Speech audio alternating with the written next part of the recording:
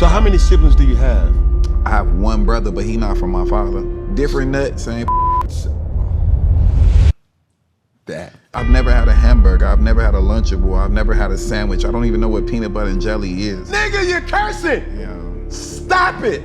I'm throwing shit at him from the next level. Like, I'm wild. I would've hated a nigga like you. Yeah. I ain't even gonna cap. I was like the big goofy nigga, the athletic nigga that would always get his glasses broke. Why like nigga like Anthony Edwards and niggas like that or whatever? Why they ain't just like think like pull the dick out? Eskimo! They know that they frontin' and fly to Miami. They had never post that. You know they fucking dressed all the way down. Damn, they got a Pooh Shiesty on getting on that fucking Frontier airline flight. You could be pussy drunk. I mean, I was in that motherfucker like a Thriller video. Ain't enough fucking lube in Diddy closet for that shit. That's a little questionable right there, bro. Do you see yourself ever getting back with any one of your old flames? No, I don't have old flames. Say less. Cat Stacks? Tink? No comment. Masika? Damn. Corinne Stephan? Bro, this roster is heavy. How many names is on this list? Tierra Marie. Oh shit.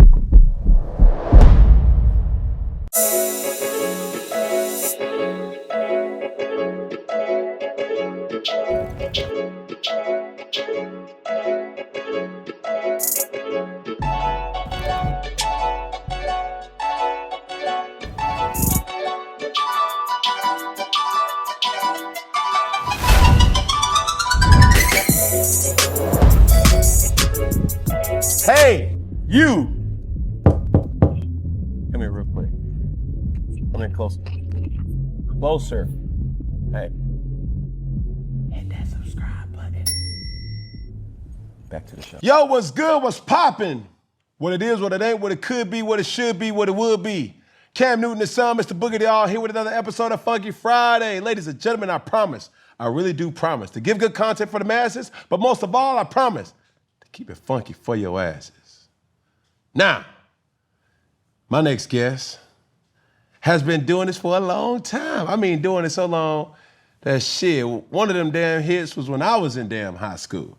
Had me in the club talking about, hey, sexy lady. I mean, that was when you had to really put the nouns and the verbs together, like when motherfuckers was really like, you gotta have some game.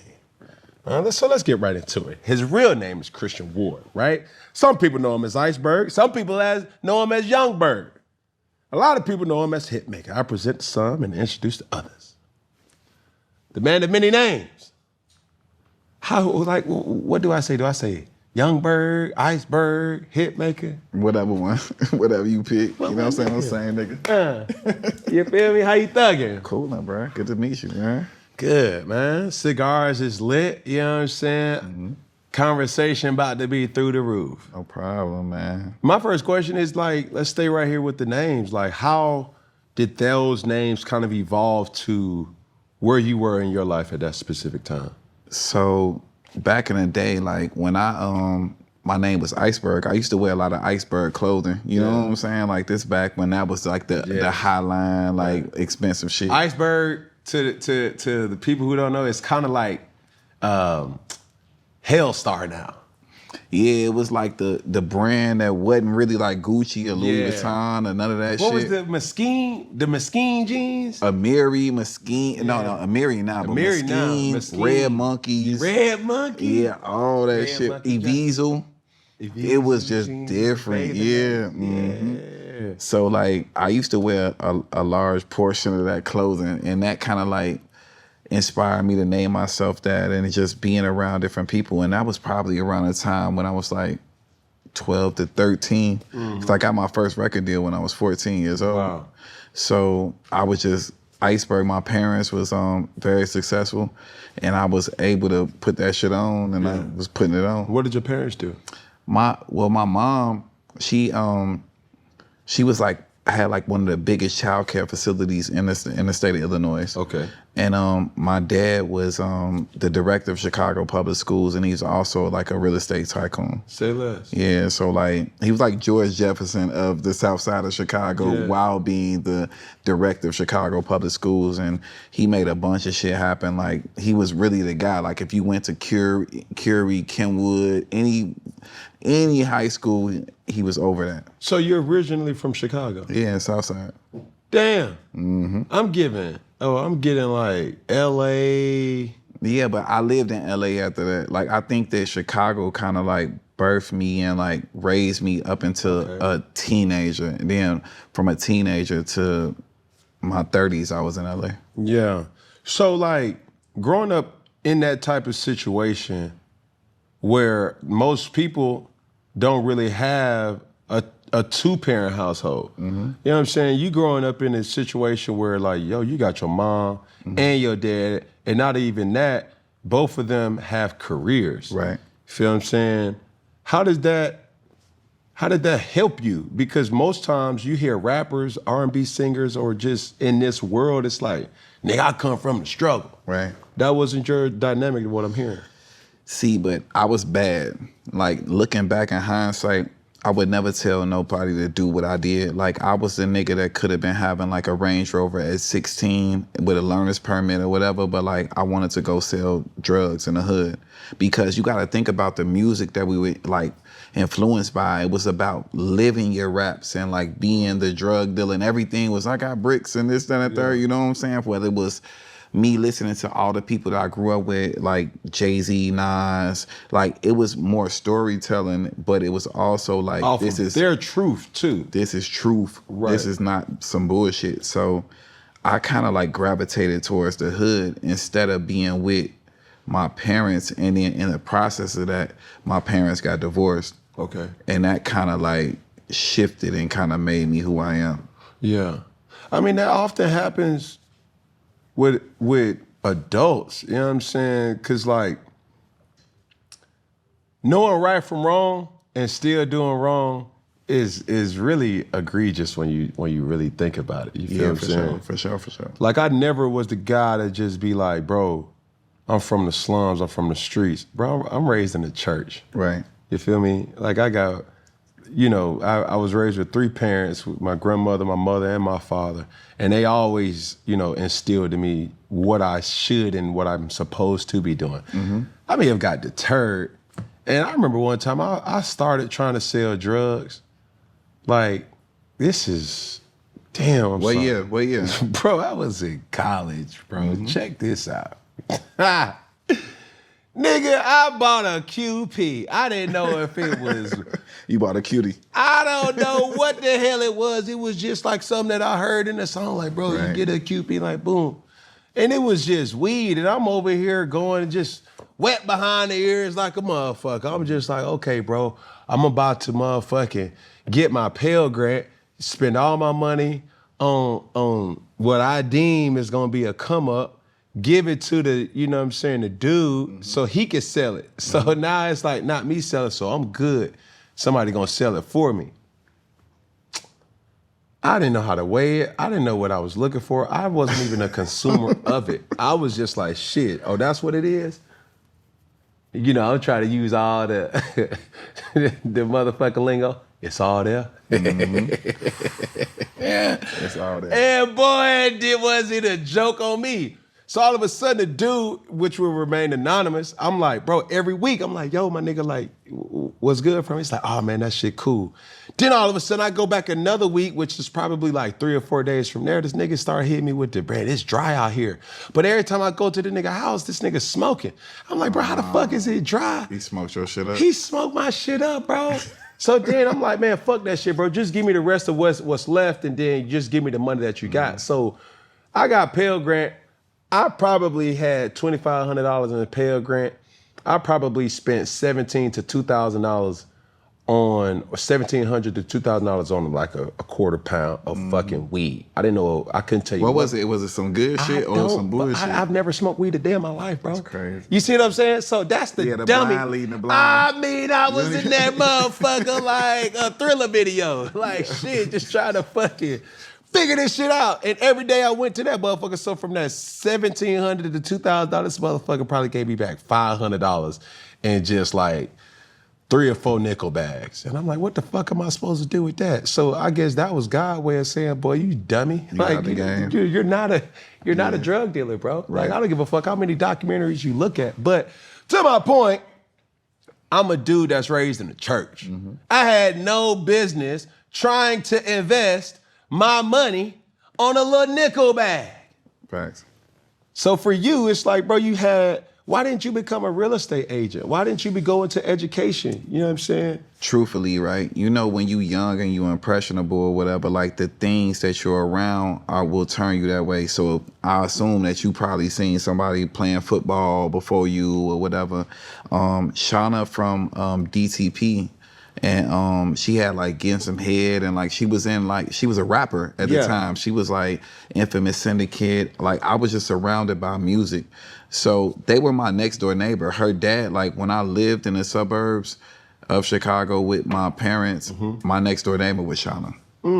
So I was introduced to them through my big brother, and I would go to their house, and like Buddy Guy is her dad, so he's like one of the most influential blues singers of all time. So I guess music was just resonating in their household. Yeah, it's just permeating. Yeah. It was more, I guess it's more deeper than, because it was in my household too. I never forget, like my mom used to drive me to school, like smoking a cigarette in a Benz, driving with her knees, drinking a cup of coffee, playing Anita Baker in the background, beat me up, saying like, yo, like when I'm acting up, you know, get your ass, da, da, da.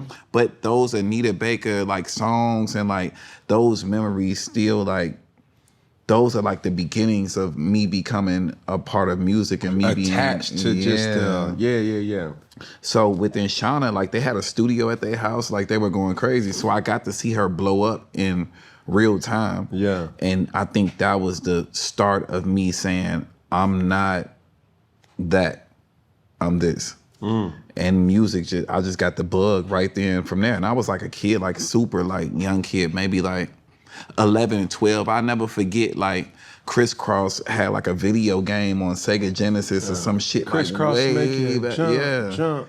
And that inspired They went to my me. middle school, by the way. For real? Real shit, Crisscross. Camp Creek Middle School. Yeah, so like JD and Crisscross, like that was like a beginning of everything for me. And then from there, I just jumped off the porch. Like I was so involved in music, I just decided that school and all these different things, that my path, I was very early to be like, I think it's probably like 6th grade when I knew I was gonna be like involved in music.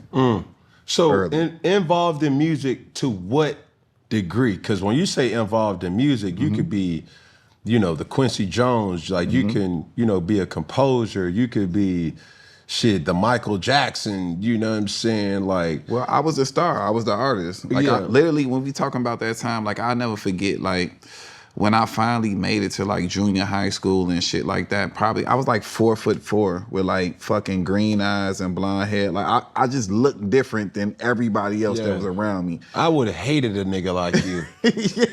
I ain't even gonna cap. I'm just gonna be honest with you. Y'all niggas, bruh, I would hate a discolored eye motherfucker with good hair. Bro, I'm like, but y'all niggas got all the girls. You the tall nigga, boy. And then I wore glasses too, so I was like the big goofy nigga with the athletic nigga that would always get his glasses broke. And I'm like, man, let's fight. Fuck it. Let's fight. You know? But the dudes that was, cause you gotta understand, when I was in grade school, it was the Lil Sammy. I like the way you. It was Lil Bow Wow. The dudes with the long hair. Even with Chris Brown. Same for me too. Yeah, but if that ain't what it seen, like all that shit. Like I was trying to be a motherfucker. I was like, nah, not really. That ain't in me. I was in the choir, but I'm like, bro, these dudes is getting all the girls. Damn, I don't got the look. I don't got the gear. Man, I'm over here I got a clean t-shirt at best. And some damn jeans that I gotta wear twice a week, some khakis, And my shoes, Lord forbid, they could have been K-Swiss, Saucony's, or K-Swiss had a moment, though. They Cut did. it the fuck out. They like, did. K-Swiss They had a did. moment. You with me. Come on, man. Bro, the K-Swiss. They had a but the moment. white ones, not the black ones. The white one, the black ones was crazy. It's like black Air Force Ones. No, the black ones, no. They had to be white, bro. You had to have the white shoes. Clean, motherfucker. They had to be clean. But I barely had that. Man, me and my brother had to get a pair of shoes under budget, had to be less than $70, so we couldn't even really get the Air Force Ones. So we had to go to the swap meet to get ours. But you know what I'm saying? We kept them clean, though. But you know what's so crazy about the whole shit when I'm even looking back on what was going on and everything that we kind of lean into the conversation? Like, when I think the most traumatic moment in my life was when my mom and my dad got divorced. Because I started, when this happened and I'm young, it's like when I'm getting a bug for music and I'm still in the suburbs because, you know, my parents got divorced and I stayed with my mom initially. Okay. And my dad went back to one of his apartments that he owned in Chicago, more so like a lower level of where we were living at and where we were doing like in a mansion or some shit like that. He went and lived in a 3-flat apartment building that he owned. So I didn't even really know what was going on. And like, I ain't gonna lie, like, I never wanted to see my mom with other men. You know what I'm saying? So like, I would terrorize these men. Like, you know what I'm saying? Like, I turned into the bad kid that would be like rebellious, Dennis the Menace type nigga. Like, she got some motherfucking company coming over. I'm throwing shit at them from the next level. Like, I'm wilding the fuck out. I hope my kids like that. Yeah. I really do. I was wilding out, and that was like a turning point in my life because I felt like I have a bigger brother, and he's more close with my mom. You know what I'm saying? It kind of like not coddle, but more like a relationship. You know, titty baby, like, you know what I'm saying? Mama's boy. And like at the age of. So how many siblings do you have? I have one brother, but he not from my father. Okay. So he my brother to me because that's all I know. For sure. But to my dad. But y'all came out. Grown, y'all came out of the same person. Yes, for sure. Yeah, right. Yeah. So you had that. Different nut, same pussy. That. So with that being said, when that happened, his father wasn't really in his life like that. So my dad came in and kind of like was his father too. Right. So he has two fathers the same way. He's my brother too, and my dad looks at him like his son. But I think the division of where like my shit kind of got real for me and like my life changed is when I went to live with my father in Chicago, in the heart of the city. This like. Did your brother go with you? No, because it's not his son. Say less. He stayed in the suburbs with my mother. Yeah. And they were older than me. You know what I'm saying? I think my brother's like 7 years older than me. So he stayed there. I was like Dennis the Menace. I couldn't stay there. And my dad took me in, and that's kind of like when my life began. Like in a real story. So did that bring y'all closer? So I'm still here with your brother. Did y'all bring y'all closer or just kind of distant y'all? It was such a shell shock for me and so traumatic for me because you got to think I'm coming from the suburbs. I'm coming with all this type of energy, whether it's like bro, like privilege. Yeah, privilege. Like this, I guess, I don't know. People say I ain't about a hot dog, hamburger, sandwich. I don't know none of that shit. Like, I grew up my whole life with the option of doing whatever the fuck I wanted to do. Like, I don't know what that shit tastes like. I ain't never had it. Ain't never gonna do it. And I'm 38. I ain't never doing it now to the day. So you've never had a hot dog? Never. So you said I've never had a hamburger. I've never had a Lunchable. I've never had a sandwich. I don't even know what peanut butter and jelly is. Nigga, you're cursing. Yeah. Stop it. No bullshit. Nigga, this ain't. You're talking as if this is like peasant food. This is caviar. This is like. This is. Peanut butter and jelly. It ain't for me. What is? I ain't had it. Nobu. What? Vegetables. Motherfucking, you know what I really love? Like, I love a good pasta from Carbone, like the rigatoni sometimes. But my guilty pleasure is just like, I think I'm Japanese. Like, I love sushi. I love all this shit. Do you know how to cook it? Not sushi and that, but I know how to cook all the ghetto shit too that I really love. I think that like the best thing that I could cook, I think as a man, just showing like the characteristics of me as a man, I can make my own gumbo from scratch. It take a certain level of patience to cook that roux up, to do this other shit, to do the seafood gumbo. That's a different level of man right there. Yeah. But when you say cook that ghetto shit, what ghetto shit you talking about? Because if you don't know how to make a fucking hot dog, Bird, that's a little questionable right there, bro. I ain't did it ever. And I'ma look down on the girl. You can't eat it around me either. Pass. See, it's niggas like you that be setting the bar so fucking high. So when they come to me, it's just like they expectations so high. It's like, motherfucker, we about to eat hot dogs. Nah, they gonna adjust. They adjust every man. They have to. Yeah. See, let me tell you something. And I'm so you happy. adjust every girl too. Like it For is sure. what it And I is. gotta unteach these motherfuckers. It's like, no, boo. The fuck is that? You know about motherfucking JJ's fish? Shit, they got fish too. Extra lemon pepper. That's fake. That's free advertising for that motherfucker. Do you know about motherfucking Mickey D's? Matter of fact, Chick-fil-A. I had nuggets. I ain't never really had Chick-fil-A before. I done had McDonald's nuggets before and shit. All right. So my first cousin is in attendance right now. Okay. All right. And he serves as my Swiss Army knife in my life. Like everything, and I'm so grateful for him. Got it. Now, that also comes with him being like, yo, bro, just look after the kids while I do something type shit. Like, he's known as Uncle Fat. Okay. Right? So Uncle Fat takes, like I have a lot of kids. I love them motherfuckers, right? So when they at my house, and there's times where it's like, damn, it's time for these motherfuckers to eat. How many you got? I got 8. Damn, you 35, I'm 38. Trying to rock, bro. You was going crazy. That's like some Atlanta shit, like raw. Nah, it was just like, damn. You know, you got to unteach certain shit. It's like, yo, I ain't even mad at you saying raw, like being like the actor, but like pulling out, like why like nigga like Anthony Edwards and niggas like that or whatever. Why they ain't just like think like pull the dick out. You want to talk about it? Nah, we can do that later. I guess we started. No, we could talk about it but because why the nigga ain't pull out? But see, this is the thing, bro. These chicks be really finessing the game. They finesse because, like, bro, you don't know if they on birth control. They on top and not getting off. You gotta throw a bitch off the bed to get that off you. You gotta shimmy her. Yeah. But nah, that's the biggest glitch, bro. Because I had a conversation.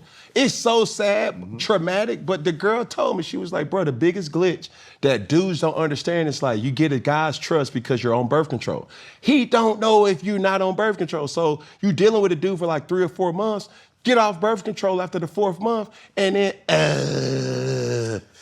so that's how certain guys. Kinda you see what I'm saying, bro? You can't blame a dude. Nah, I'm not saying that. You can't hold the man accountable because you should, but the women is still a glitch. So you basically saying is no update, is no like when you back up your phone or something like that or whatever. Like it's no like update to let you know that like yo, I'm not. She's not a certain color. When you don't know if she's on birth control or not. You just going off of, I want to feel you type shit. You feel what I'm saying? No asking. You gotta have some pull-out regimen if you're not asking. But in the moment, though. Nah, but you might, the conversation gotta be spicy like that before you even get in that moment. I think that this my personal thing, right? Certain athletes that ain't players like you that really got conversation, they've been coddled their whole life and they've been lusty after women. The same way we all lusty after women. Yeah. So when they get them, the first thing is probably like, I'm going raw, because she's just so, you know what I'm saying? Bad. And then and I think that these instances happen probably on the first, you talking about 4 months later about birth control, like nah, bro. Like a lot of this shit happening like so early basically you saying they ain't used to being that nigga. I think that athletes sometimes overcompensate with being that nigga because they don't know how to talk to bitches by like money and just this and a third. So if you've been so overwhelmed by a girl you've been watching for your whole life as a kid, it's like, what's that to us? Like, and like some of these bitches might be washed that we talk, what we thinking about, you know what I'm saying? That was us. Yeah, but like we knew the ones. Like, think about Stacey Dash or this, that, and the third. Not saying she is, respect to her, but like niggas was looking up to them type of, you know what I'm saying? Like, I can't wait. Then you get that and you before you jump in her mind and understand who she is as a person, you're gonna jump in that pussy. Then you get it, then you nut in it, then you be in a position. Like, fuck. I get it. I understand it. But back to Uncle Fat. Okay. Because that's heavy. My kids know Uncle Fat for this, and Uncle Fat taught them a strong lesson about hot dogs. Okay. Not the hot dogs like on the grill. This is boiling water hot dogs. He said, your daddy gonna damn give y'all the premium food. Uncle Fat always gonna keep it real with y'all and give y'all the food that we was raised on. I thought that was a good ass life lesson from Uncle Fat. Okay. So for you not to eat no damn hot dogs, you don't even know, like, boom. Like, you gotta be able to So you want a hot dog? Pause. No. It's just the growth plan to your kids, cause it's like, bro, you got any kids? No. But if you were to have kids, that motherfucker's gonna be fresh laced with, you know what I'm saying, bust downs and all that shit. But we gotta deflate these motherfuckers' heads and like, hey, motherfucker, hey, somebody paying for this Nobu. Somebody paying for this shrimp tempura, this California spring roll, this motherfucking petite steak filet mignon. Like, you know what I'm saying? Like, hold on, bro, I'm gonna take you back. Let me remind you, like, somebody is paying. Matter of fact, boom, I'm gonna give y'all some sardines, some crackers, sardine. Like, come on, dog. I'm gonna give you some Lay's with some hot sauce and then shake that motherfucker up and then y'all go to the playground. You know what the thrill is? Nah. Ice cup. Oh yeah, come on, man. Candy stove, candy lady type shit. Come on, you can't say come on now when you like, bro, you ain't never ate. But deeper than that, for me, like with me waiting this long to have kids or whatever, I don't even want to like have no kids with like no random bitch. Like I want to like have a family, you know what I'm saying? So I can implement what I think. And I think that even like before I give motherfucker like some chips and shit like that or whatever, I'm gonna go like change the tide and like, or a hot dog. I'm gonna be like, yo, like what's more healthy to this shit? You know what I'm saying? Like I think that if we could all start out, we want to know like what ghetto is, and we want to know that like, yo, like this is like this the bottom. But I probably would instill like, just cause how my career went, like from being super big to falling off to rebuilding myself and knowing what resilience is and all this other stuff, like I would always implement like, yo, it's this and it's that. You know what I'm saying? It would always be like I'm sending my kid to public school type shit. You know what I'm saying? Like I ain't sheltering nothing. Can I tell you a secret? I wanted that shit too, until life started happening, and then you start realizing like, hold on. I gotta put myself first, just like she gotta put herself first. And if you're not happy, then. What made you the most unhappy in a situation when you have kids? Cause like I talk to older people or whatever, and I really have real conversations, and like a lot of men won't lead a situation. Like a lot of niggas, they say behind the doors candidly, like, man, I'm staying for the kids, man. Like I don't want my motherfucking, you know what I'm saying, son to see this and that and the third. But like, what do it be? Like, what do the breaking point be? Cause all these women started off as our best friends before we, you know what I'm saying? Well, you said something. But I think the thing that changed for me is the willingness to understand what I was actually going through. Like some people can say it. It's like, oh, I know what you're going through. It's like, no, baby. No, bruh. No, mom. No, dad. You don't know what I'm going through. Because this is the most money I had in my life. Right. This is the most opportunity that I had in life. But this is the most alone that I felt in my life because nobody can cope with me. It's like, I had a girl tell me once, why the fuck you keep damn fucking all these damn girls? You don't know how that make me feel? But I'm like... Once. you know what I mean? It's one of those situations, it's like, I always give the club, what they call it, like the social experiment. Right. From males and females going to the club. When a girl go to the club, how many guys can really give them what they're expecting? A small percentage. A guy go to the club, how many girls can give him what he's expecting? Every one of them. You see what I'm saying? Yeah. It's like, yo, I hate to put it that way, but it's like when you start ignoring when I'm trying to be understood, that's when it's like you're not. Don't it really like depend on like how ugly the girl is and how drunk you are? Cause you always see, but like you could be pussy drunk. That's where a lot of athletes, they don't understand that too. Explain and that. being it, it's pussy drunk. You want that pussy so bad that you'll do the things that a nigga that's intoxicated will do for that. Explain, cause I'm still having a hard time. You'll pay. You'll figure. No, not you. But like certain people are like, oh, when they lack certain things, they'll overcompensate in different things. You know what I'm saying? So you thirsty. I can't relate to that though. Like, see, for me, when I get triggered, like I'm the toxic dude, and I'm talking about the old me. I ain't talking about the right now me. Right? No, for sure. Me too. You feel me? Like we talking about past traumas. Yeah, for sure. I'm the type of dude, if you don't want to fuck me, I'm gonna fuck your friend. Okay. I'm gonna prove to you. Even if she popped? Like, listen to me. If you think you so good, I'm literally like, I'm gonna give you the nouns, I'm gonna give you the verbs, I'm gonna try to, you know what I'm saying, be respectful. And you're still trying to act as if that's not good enough. That's cool. Somebody else is gonna get your blessing. Right. It's that simple. And with me, my competitive nature is, I know you paying attention to your friend. Right. So I'm going to give her an experience where she's gonna come back to you and say, girl, boy, that little cocky motherfucker Cam, boy, shh, eat your fucking heart out, babes. I'm that dude. You know what I'm saying? So, damn.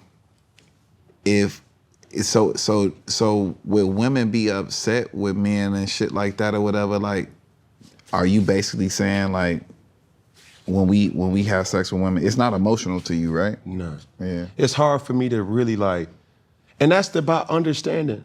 It's like when you really pour yourself into a woman and she really is intrigued to really understand, there's been very few women in my life that is really like, yo, I really want to know. It's like, no, you really want to know? Matter of fact, here go my Instagram.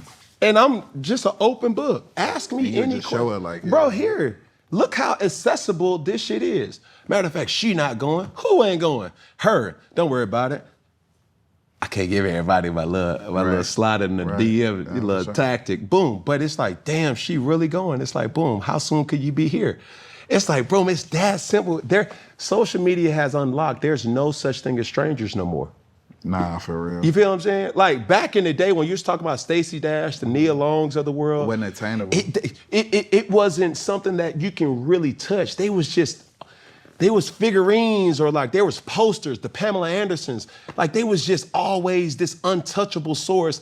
But now, if you lucky, you DM Pamela Anderson and she'll respond back with the, hey, you, what?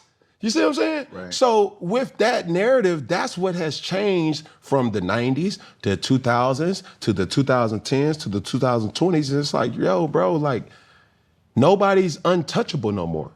You think you'll ever be faithful? I am wholeheartedly committed to a female in my life, and it bears no, like, whatever. This person has taken the time to really understand me.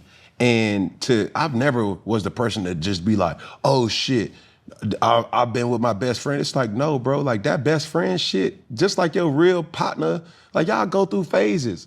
But it's the willingness to know, like, yo, bro, what you mean? Like maybe we just need, like whatever you need to be good, I need you to be good because I'm giving you everything. I'm giving you all of me. Right. You feel what I'm saying? So please explain what your faithful is. Boy, they gonna light me up. But faithful to me is more so like everything that a woman put on a contract in front of us when she wanted from us: protector, provider, security, like a best friend, and all this other shit. When they say that, it don't say nothing about your dick not being or with no other woman. So the reality of the situation is like when you not faithful is when you like taking care of another woman at the same level or providing the same things that you provide to your main woman. So check this out. And this is this is the damn nut kicker right here. Right? Because people have to understand this. When you ask a woman this question, are you mad that what would you be more mad at? Me having sex with another woman? Or would you be more mad that I'm providing for another woman? Right.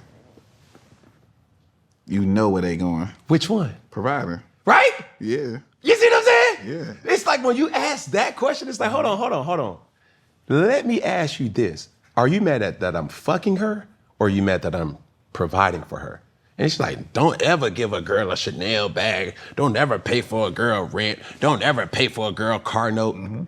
But that has nothing to do with fucking. No. Now, if we're gonna have this big boy conversation, like it needs to be had where it's like, okay, babes, now you're trying to get all the motherfucking rights, exclusive rights of me. Right. But this is the nipple twister for them.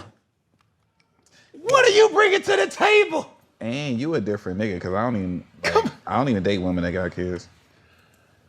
I tried not to, but shit happened. Can't do it. Shit happened. Can't do it. But like you want me exclusively.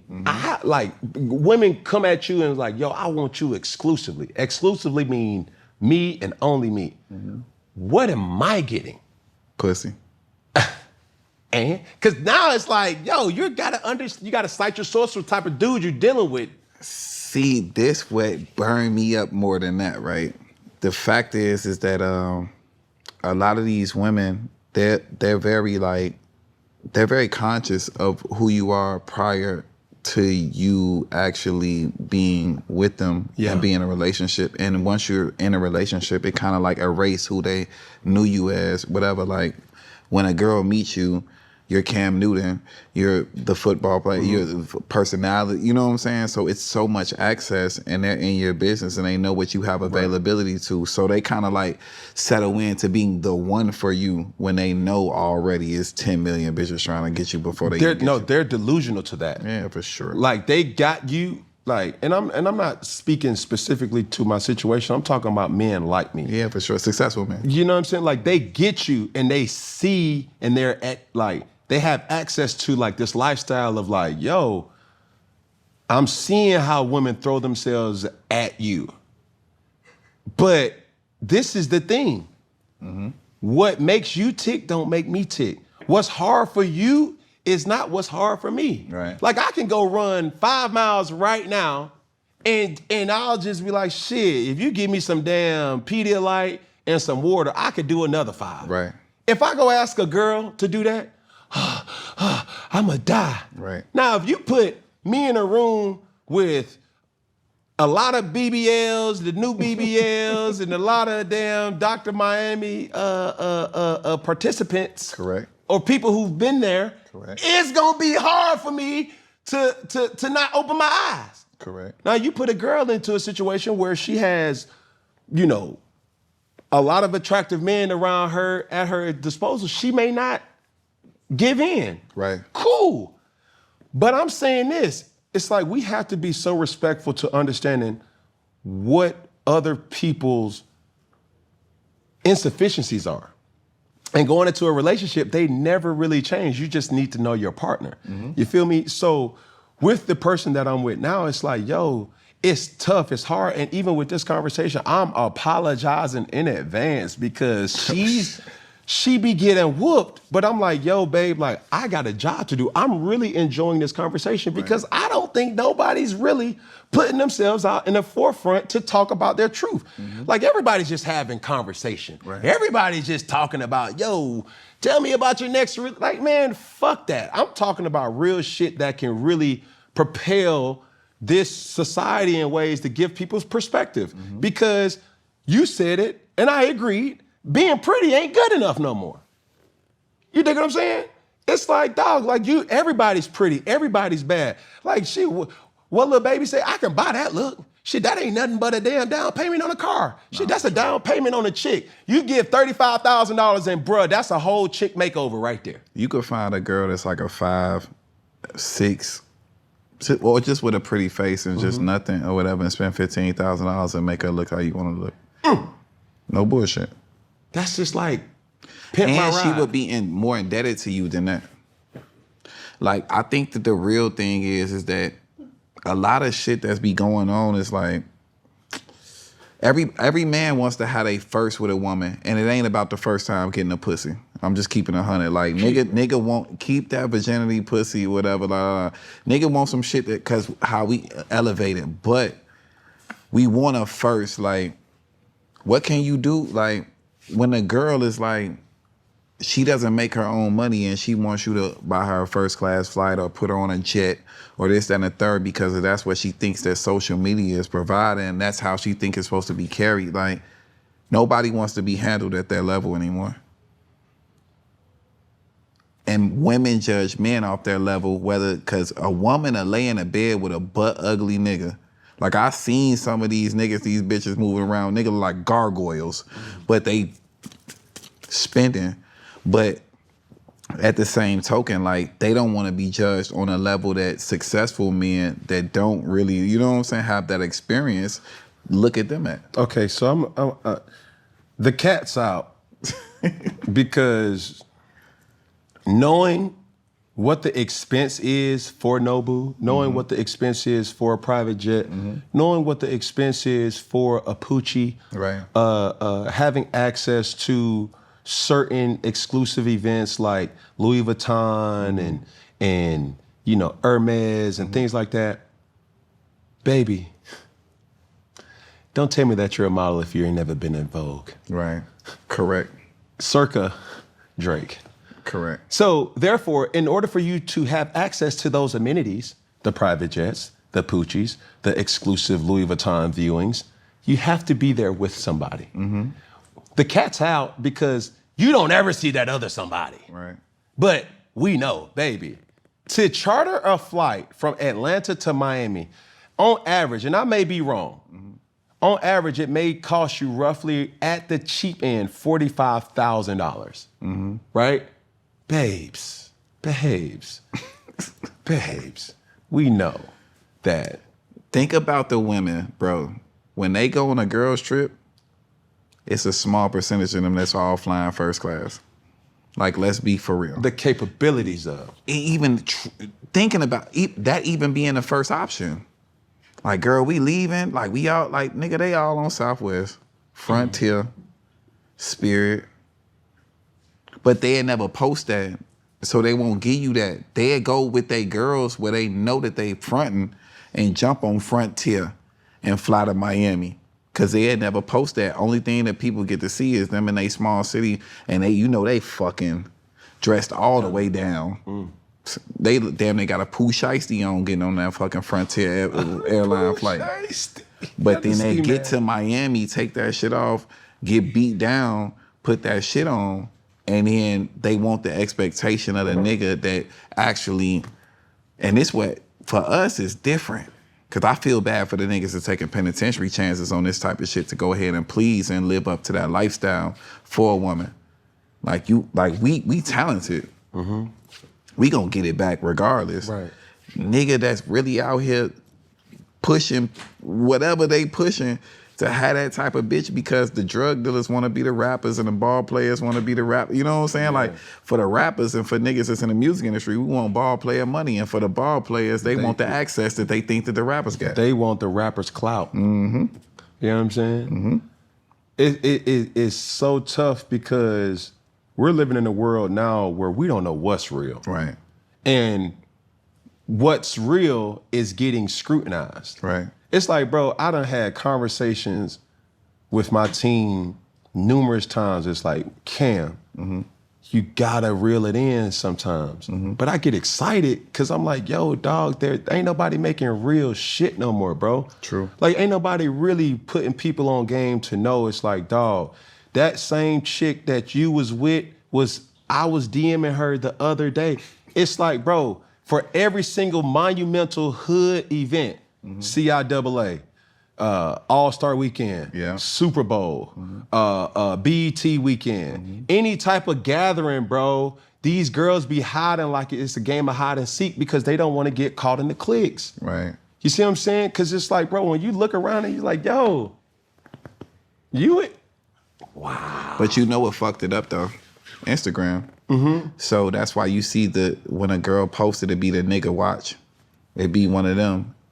Less tattoos, nothing. You know what I'm saying? Because they want to get a man some type of validation, but they don't want to expose who it is. But like real niggas that's really pushing P, that's in this shit, like we know who these people dog. is. Like, man, stay woke, kings and queens, because there's some chicks that's out there, bro, that's real solid. Like, for sure. Like I'm so appreciative to the patient ones, because it takes patience on both sides. It takes patience from a man and it takes patience from a woman. More vulnerability from a man to be able to feel safe with saying like, yo, I'm fucked up. Bro, before I got into my situation, bro, I was so honest with her. I tried to run her off. I was like, bro, I'm about to give you so much venom that I'm about to tell you about the niggas that's in your damn DM. Right. Like that was what our dynamic was. And then we found love in that. You know what I'm saying? We found hope. Like we was like, yo, dog, like, you a dope ass motherfucker. Like, nah, I fuck with you, because I never had a nigga tell me this type of shit. Meanwhile, my girl told me on some shit like her friends, it's gonna stay anonymous.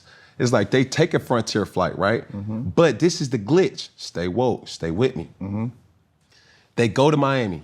They stay one day at, let's say, give me a lavish hotel in Miami. One hotel. The one hotel. They stay one day at the one hotel that they probably got on price.com, right? They get all their content. They change their outfits one day. It's a content day. And then they maneuver to And then they go into a motel the next couple of days. That's wild. Bro, it's a real glitch out here. But look, this the worst part of the whole shit, right? So like, you know, like bad bitches, like they want bad bitch shit. Yeah. But the bad bitch shit, the code, like the game is up. So they're able to see like, oh, she got a wig, she got some jewelry, she got this outfit from this one. It made the ugly bitches like think that they like deserve the same thing, that like it made everybody like equal. It shrunk the gap. Yeah. It shrunk the gap. Like meaning like an ugly bitch right now that knows she ugly. Like, let's not say ugly, a fat bitch, right? No. No. Say it this way: a less attractive to your liking. A less attractive to they liking, because people pop out the house knowing what they feel and look like off the rip. That's not true. Because people lying. No, bro. I really feel like, bro, beauty is in the eye of the beholder. What I may feel like there's multiple women in the game. Name me a woman that you think that like is predominantly known as unattractive that you think is attractive. Say that part one more time. Name me a woman that everybody think ugly that you think is beautiful. Exactly.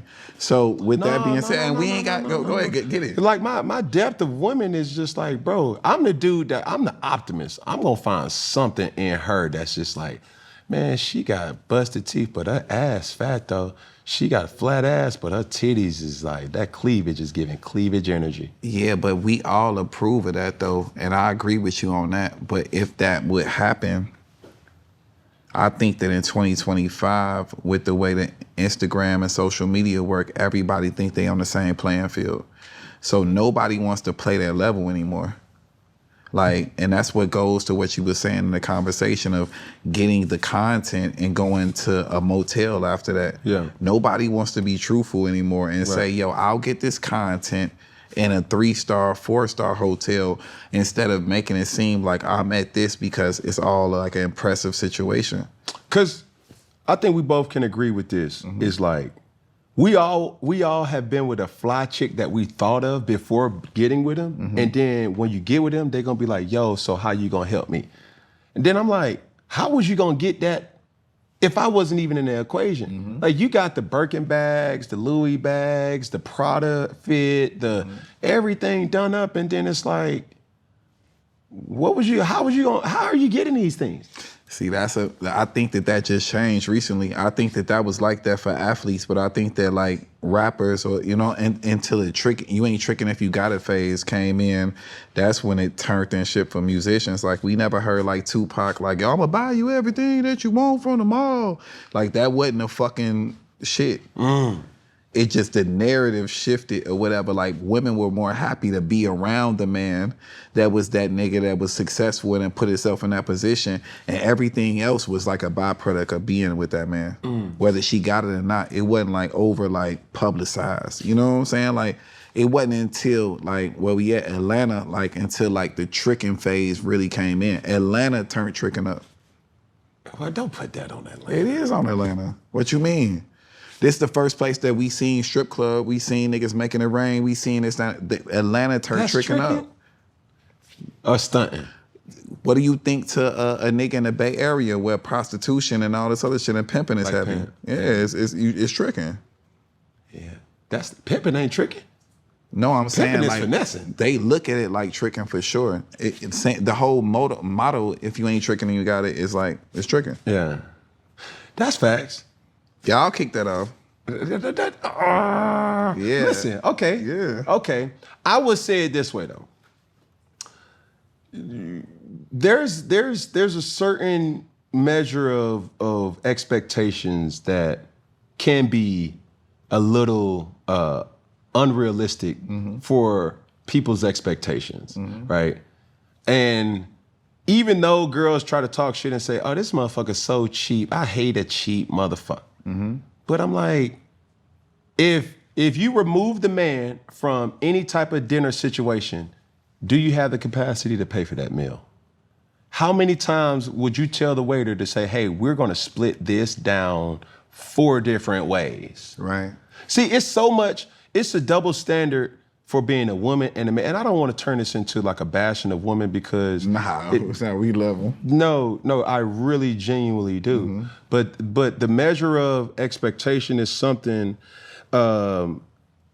it's one of those things that I say like, yo, if a girl is going to Miami, right, on a girl's trip, how many girls can be in one room that's accepted rather than a guy going on a guy's trip to Miami and then like it's automatically assumed like, it ain't really that though. It's just about how men look at shit and how women look at shit. Talk to me. Cause as long as I'm getting some pussy out the girl that's in a room with 5 different girls and that shit busting or whatever, I'm not really like bashing her for being in that room. Me neither. The women, if it doesn't go right or whatever and it doesn't happen and they see you at like with 5 different niggas in a room, I think that's the defense mechanism the way they come. Like, nigga, you with 5, you ain't even deserving of this shit. You with 5 different motherfucking bitches in the shit.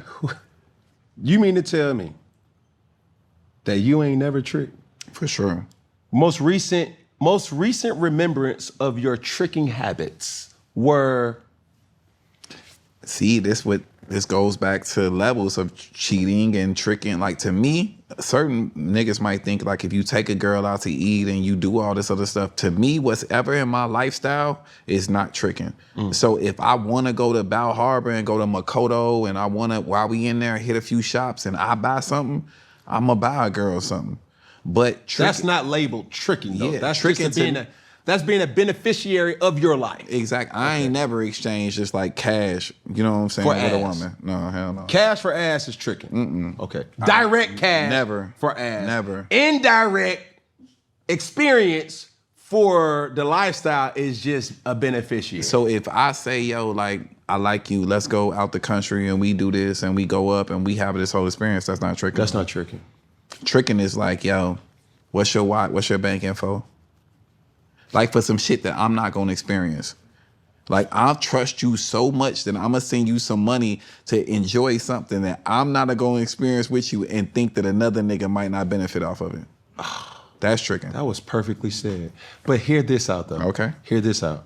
Cause like, we can end that motherfucker right there just with that. But what I'm going to say, there's guys that's out there that are still tricking on a level that it's not even, okay, real story. I got to go ahead. Real story.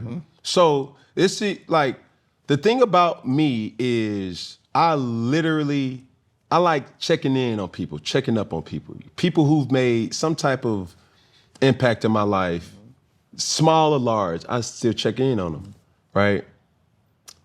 I check in on this particular individual. She just moved out of Atlanta. I'm just like, yo, how the kids, how whatever, like on some grown shit. Mm-hmm.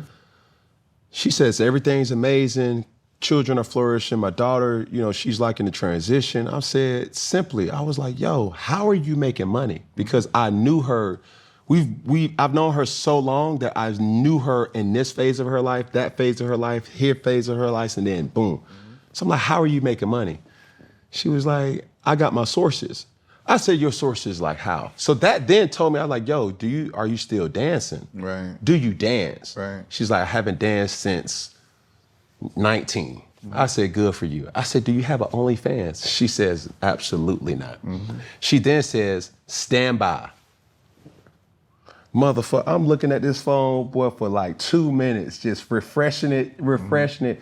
She sends a wire of $100,000 sent to her. Right. She says, men pay me.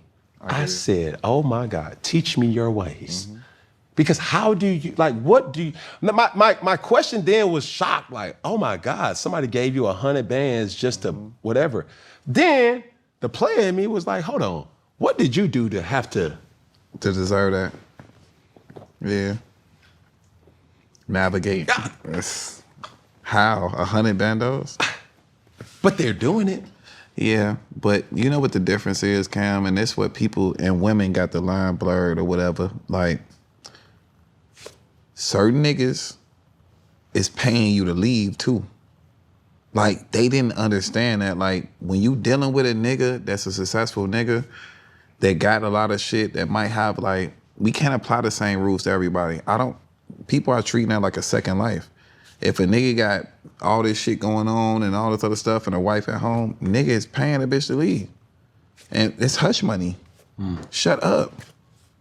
How do we keep that hushed and not screaming again? Overly paying that 100,000 wire that you talking about. It could have been 10,000. 10,000 might not get you enough hush. 100 gonna get a motherfucking straight jacket on a bitch. Muzzled. They can't touch their phone and say nothing. And that's all it is, bro. Like, look, tricking and all that other shit, like, that's whatever. Like, we lost the process of, like, people really enjoying people. Ooh. Like, man, do I really just enjoy you? Do I, like, I think that women put a lot of more value into the thing that's the most important thing to me. And this is like the like, fuck the tricking, fuck that. Cause a nigga can do that. That don't mean nothing. Like, yo, like, I can get lit and take a girl shopping and not think about it tomorrow.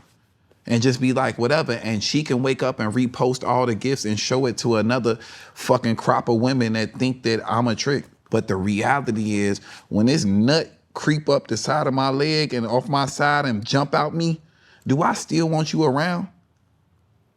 Do I still want to hang out with you after that? That's a woman's biggest quality. That's when she knows she winning. After I bust this nut, I don't even want you to go. I want to kick it with you some more. You really locked in with me. Like, man, go get the food. Let's figure it out. You know what I'm saying? Like, and you don't want that experience to end at that moment. That is when you are golden. That's when you're somebody that's really great. I have this saying that I say, a lot of people don't understand the difference between I will fuck you versus I fuck with you, right? Man, as you was talking, I was saying to myself, I said, damn, we've lost the ability of a relationship to get lost in the relationship. Of course. Like, I remember a time when I was in college, dog, that I just genuinely loved to just be around something on a Friday afternoon. Mm-hmm. Like, what we about to do? We just lost in, like, bruh, let's go get some snacks, let's Netflix it up. Like, now, those days, it's like, what are we doing? Like I want to go out. I want to do this. I want, like, not that type of relationship is a transactional relationship. It's not something that's really fulfilling long-term. Like, what has long-term impact? This short-term impact that you probably said, like, yo, he bought me this, he bought me that. That's to get you to, like, come on, baby. Like, it's so easy for me. It's like transactional deposits are just like, yo, bro, that's nothing to a rich nigga. You know what I'm saying? Like being a pretty girl and like you have to have certain things that are sustainable that's gonna keep you attached to that man. And what is that for you? It's more because no woman, I'm gonna be honest, like when I ask these questions and I'll be like, yo, like, let's have a real conversation with each other. And I've been, like, I ain't gonna lie, I've been having them more recently than ever because I really wanna take a woman serious. I really wanna like land on the same playing field with a woman, but I wanna know where your mind state is and like what you thinking. So like, I've talked to a woman and like, women will have 25 things on a checklist for a man to hit. And then I'll ask them like, okay, so what does the man get out the situation? He gets a companion, he gets this, he gets that. And I'm like, all right, that's great for the man you're speaking of. But what if the man is successful and he don't have none of that shit? I don't have no kids. I'm successful. My crib ain't dirty. I got a maid. I got a fucking shit. Nigga, I eat the finest thing. Like, what can you provide? And a lot of women, they have no answer for that. And that's why I'm looking for the woman. I told you, I date women that don't have kids because that gives the real way of us validating what we want out this relationship. Yeah. I want to start a family with you. I don't want to be step baby daddy on my first trial unless the pussy is just so motivational. Like I'm talking about like, and that's what it really be. Like like the pussy gotta be so inspirational to where it's like, you're my muse now.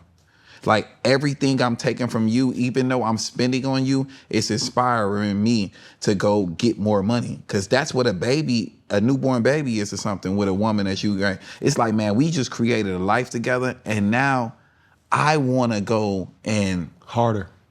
Get more because you've inspired me with what you gave me out of the situation. To answer your question though,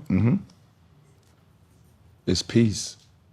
But what's the definition of peace? Because a lot of niggas say that, and then like this, where I think that women get us fucked up too. I'm playing devil's advocate now because we've been on bullshit this whole interview. I'm playing devil's advocate, nigga. What is peace? Okay. You ain't even home to get no fucking peace, bruh. That's cool. You out. That's cool. You just want me to not say nothing as a woman. Just shut the fuck up. I never want you not to not say anything. I want you to have a willingness to understand what I'm going through as a man. I can protect you. I can provide for you. I can do all these things for you. When I come home, when I come around you, I want you to be my recharging station, not my warfare station. Right. Because the worst thing that can happen with a man that has a lot going on is to battle with the world. And then come home and battle again. And to come home and battle with you, right? It's like, I have so much going on, dog. Like, I used to think the biggest flex was being labeled a boss. But that was my immaturity talking. My maturity talking now says being the biggest boss is now being the biggest servant. So if I'm serving everybody, I have responsibilities to take care of everybody. How am I getting taken care of? And that's when I go home, I don't want to feel like I got to have my guard up, to have my ears open, I just want to be understood. Can I ask a question? Talk to me. Is that why athletes deal with more white bitches than black ones? See, I can't answer that question. I know, but I'm saying, like, from you, not personally, is that what you think it is? You think it's an attitude thing? You think it's the way that black women and black men have been raised up? Like, cause when we grew up, like, I got to see my uncle not being shit, and like my mama or maybe somebody else say and talk down on it about that. I don't think in white households they're like, yeah, Uncle Jimmy is a fucking piece of shit, like da da da, in front of the kids or whatever. We get to see that and experience that trauma. That happens there too, but this is the thing that you said it without saying it. It's if you were exposed to the source of having a two-parent household, to having a mom or a figure in your life as a female to understand in any healthy relationship, there's going to be rainy days, there's going to be rainbow days, there's going to be sunny days. Like people think by getting into a relationship, whether via marriage, via being anything, that we're just going to ride off in the sunset and then be happily ever after. Like, no, the relationship just doesn't end there. The relationship starts there, right? So if you're going to be with a partner, it is extremely important for both sides, not just from the man and the female, but from the female to the man to understand like, yo, today, man, the world whooping us. What we gonna do? You know what I'm saying? And understanding that it takes grace. Right. Because I can come on this platform and talk shit and talk about how I used to be and still know that even though somebody's getting punched, as I'm punching, and then sometimes it could be in my own bed. Cause it don't look good for her. But we're so locked in that it's like, babe, I know what you tried to say, but you gotta understand how it's making me look. Because I think that's the biggest thing about females is they don't want embarrassment. Oh, of course. Nor does the man. You see what I'm saying? Because it's like, as a man who provides, the last thing you want somebody or another man to have is one up on you. Meaning like, if you have a woman and then I see you and I see your woman and I'm like, oh, I beat.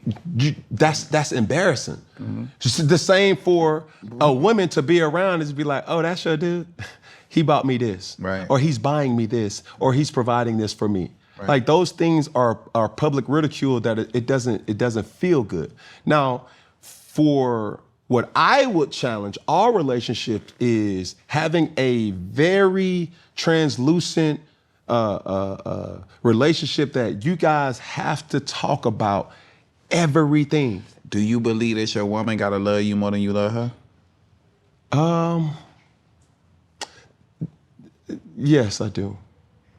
I agree. I do. And the reason why I say that is, it's not that she loves me more. It's just like, you got to be more patient with me more than I got to be more patient with you. Because as the provider, that's the, like, you know what I'm saying? Whether she leaves or not, I'm going to be straight. You feel me? It's like, if she leaves, she has to ask her question, not just my specific situation, in any situation, she has to ask, how can I make sure that I'm straight? You know what I'm saying? Because I've had these conversations with multiple women that may be out here in the streets and they say like, yo, I got to get something. There's like this meme of Denzel Washington saying, I'm leaving with something. I'm from around the way. That's a lot of women's mentality. That's a lot of men's mentality. True. You know what I'm saying? So there's a defense mechanism that's going in already traumatic, because when you bring in the white woman versus the black woman, it's not necessarily about that. When you put a microscope to those women, the thing that's going to be the common denominator is they've had a woman in their lives to be able to say or show them directly or indirectly how to move. True. When there's not a lot of women in this day and age that can say that they know a direct source that they can touch to say, I know she's been with her man for 40 years, 30 years, 20 years. The person that she's getting counseled from is divorced. The person that she's getting counsel from is a girl that's out here in the streets. Girl, you ain't got to deal with that. Why the fuck you dealing with Bird? That motherfucker been burnt out. He ain't came out with a hit. Rather than saying like, he trying, baby. Y'all going through this phase. The same way with the dudes. Like dudes are getting counseled by guys that ain't never really been in a healthy relationship. So if I'm getting counseled by people, I need you to know like, yo, bro, you been married? Like, yeah, bro.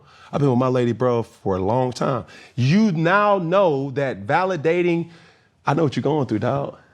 Like when she going on them damn girl trip, I don't know what the fuck she doing. Right.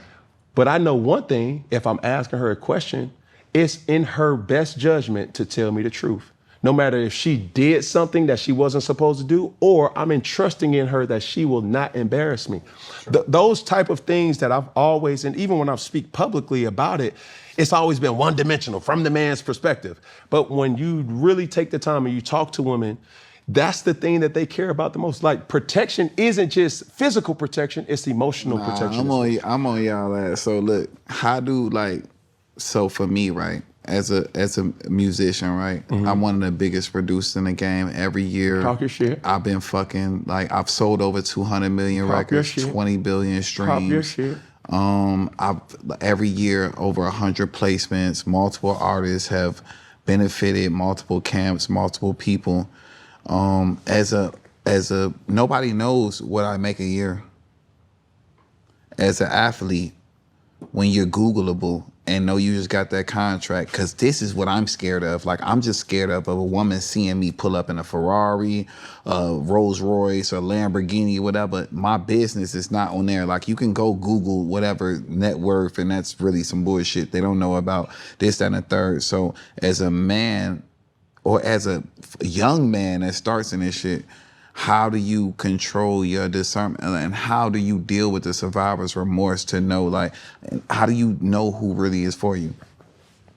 You don't. But this is the thing. Mm-hmm. I'm more dangerous than I've ever been. Why? Because don't nobody know how much money I make.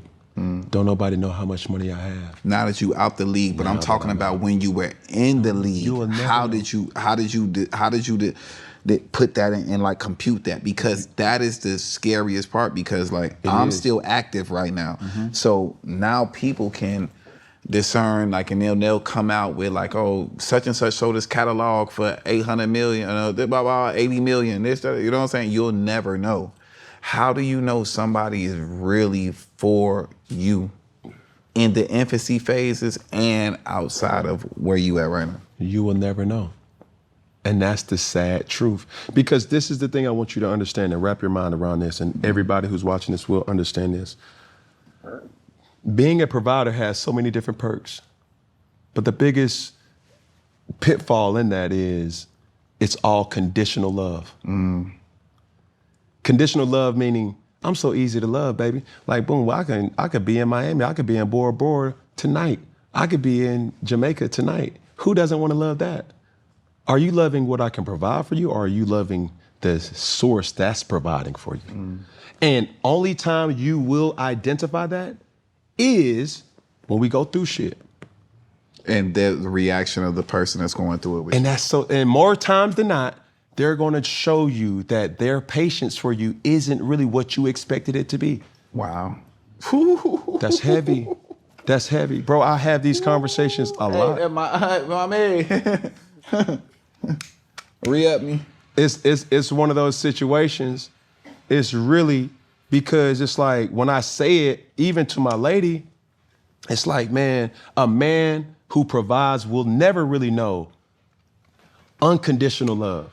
You get that from your children. Wow.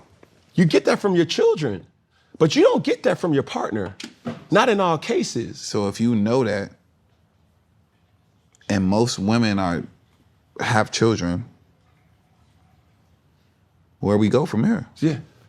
You just got to walk by faith. And so what would you tell me with a nigga with no kids? Mm-hmm. Like, yo, like a successful nigga with no kids, what would you say right now off the rip? Would you say wife something up, get married, have kids? Like, what would you, and a nigga that ain't got no, like, day one, like, I don't got no backstory shit. Yeah, you know what I'm saying? That can make it make sense. I can hear the comments right now. Not Cam becoming a psychologist, but I think I've been around the block so many times with so many different women. I've dated girls that's popping. I've dated girls that weren't. I tried to, do this with this particular individual. Mm-hmm. And in my experiences alone, what I would tell you going into any situation as far as dating is like, bro, really have a transparent discussion first with no strings attached. You know what I'm saying? Like what?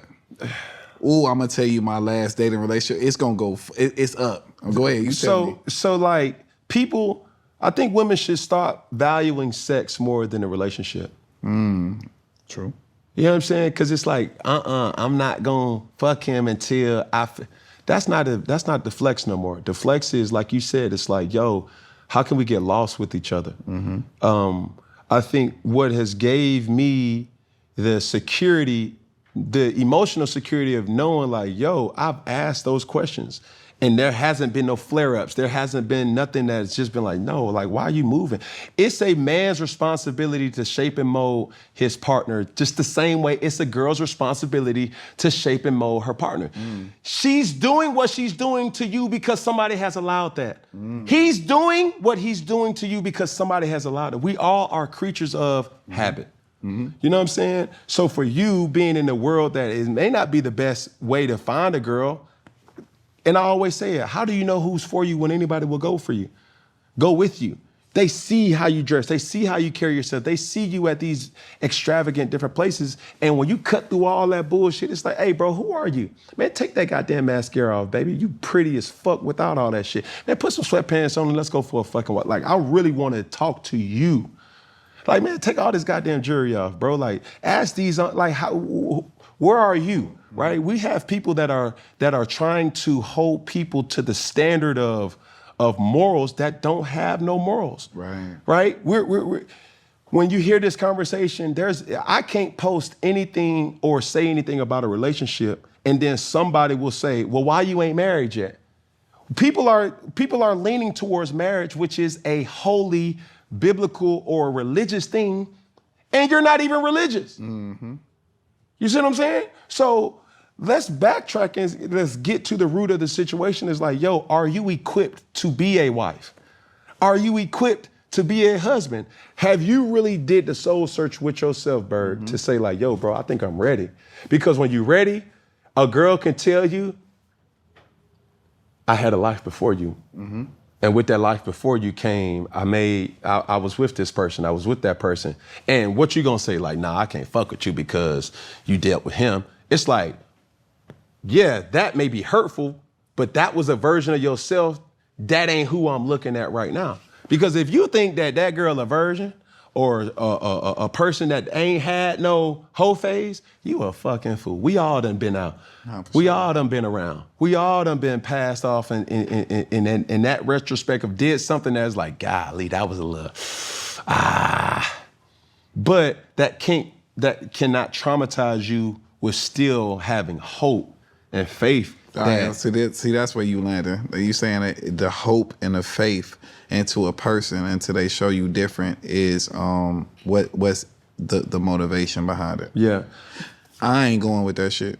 Because I don't expect women to value and think about things the same way that I think about it because I'm operating as a man off of X and O's and they're operating off of emotions. So when things come to play, like, right,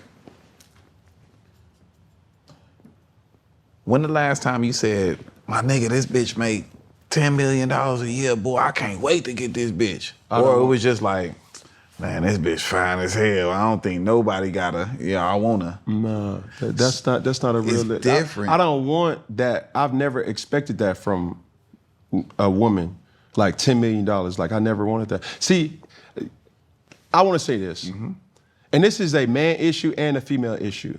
Too many times we go into a relationship expecting a final product. What nigga?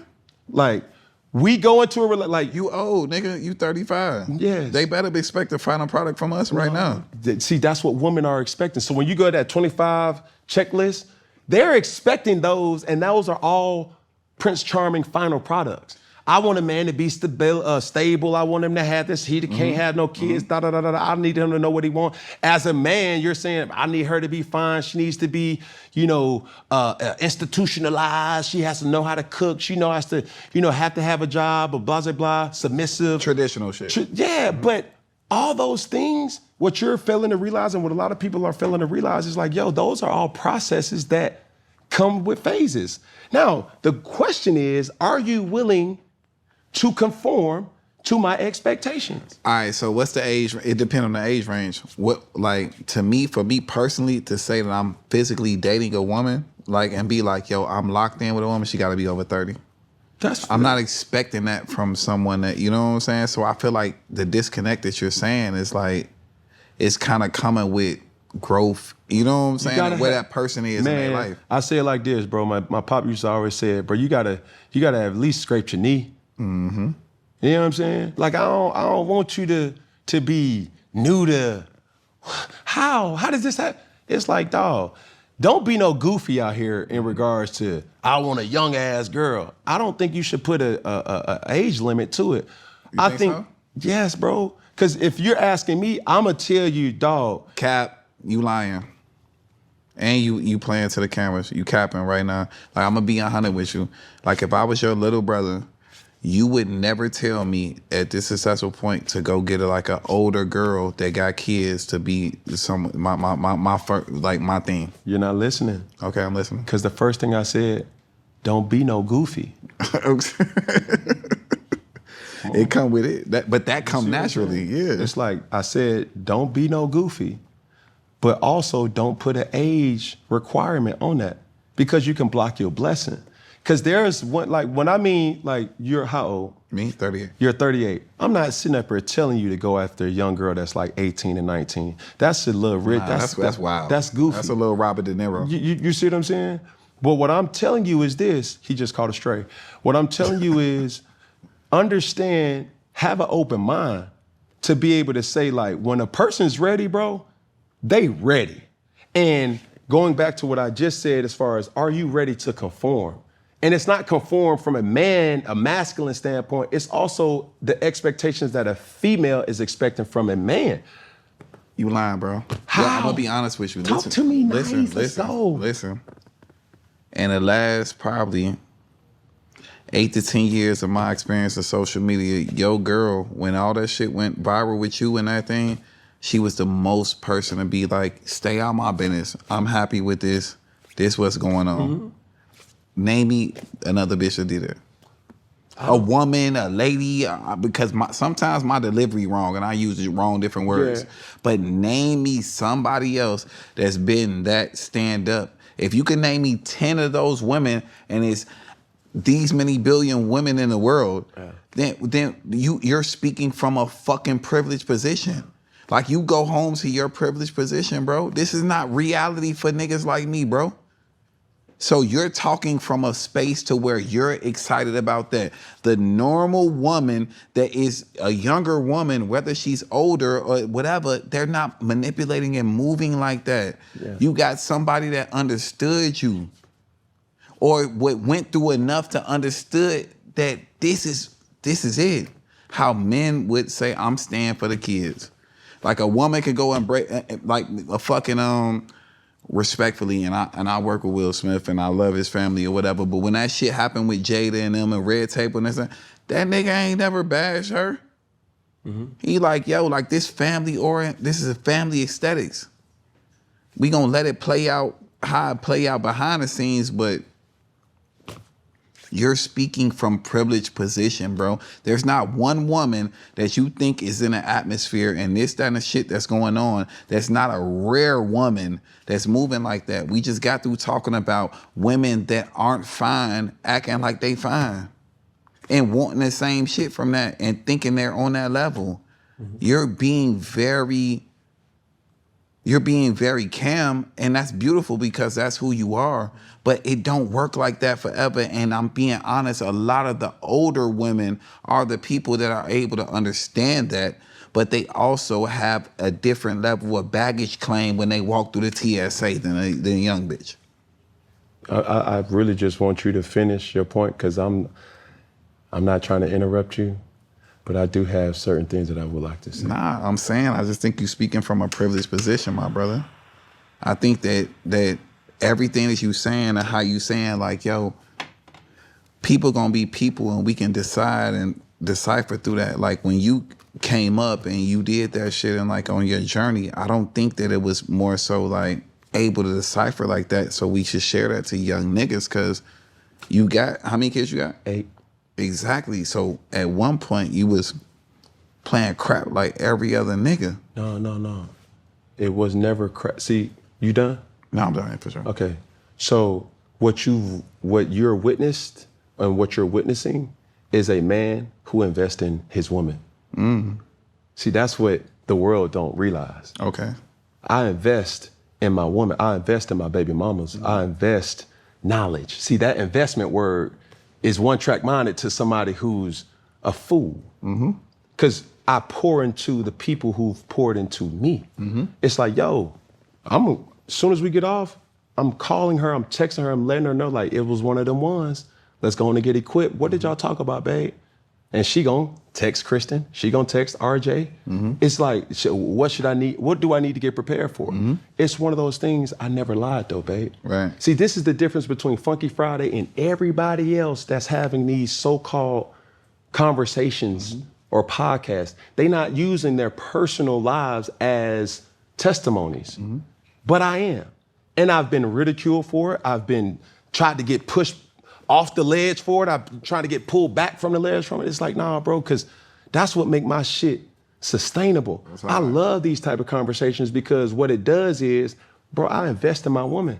I let her know, like, babe, I was that nigga before I met you. You was that bitch before you met me too. So nigga, let's compare and contrast and let's get on the same page. How do you want me to treat you and how do I need to handle you in these type of situations? How old is this woman that you're having this 35. conversation with? Okay, so with that being said, think about the fucking playing field or whatever, and you tell me that ain't the 35 woman that you've been building with or whatever, and the people that you encounter, how do you feel it's a skewed thing? No, men aren't being men. Oh, so they're not being honest?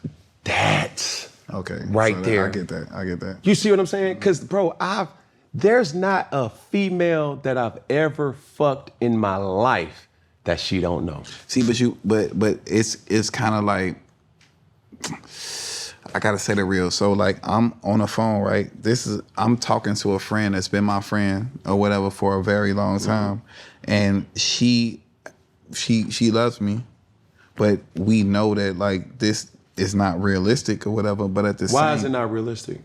Because in reality, you're talking about a situation where it's experienced. She doesn't have kids and she's older than me and this, that, and the third, but she wants to still live like a younger woman. So when you're in your position, I'm assuming that the 35 woman you were talking about has kids already, right? With me. With you? Yeah. Okay, so that is a whole nother level of what it is. I'm talking about dating on a very superficial level. But if we're being honest though, you don't think that she still have tendencies that she want to go out and be outside or, you know what I'm saying? No, but she has the wherewithal to know that being with you is more important than doing that. How does she understand that?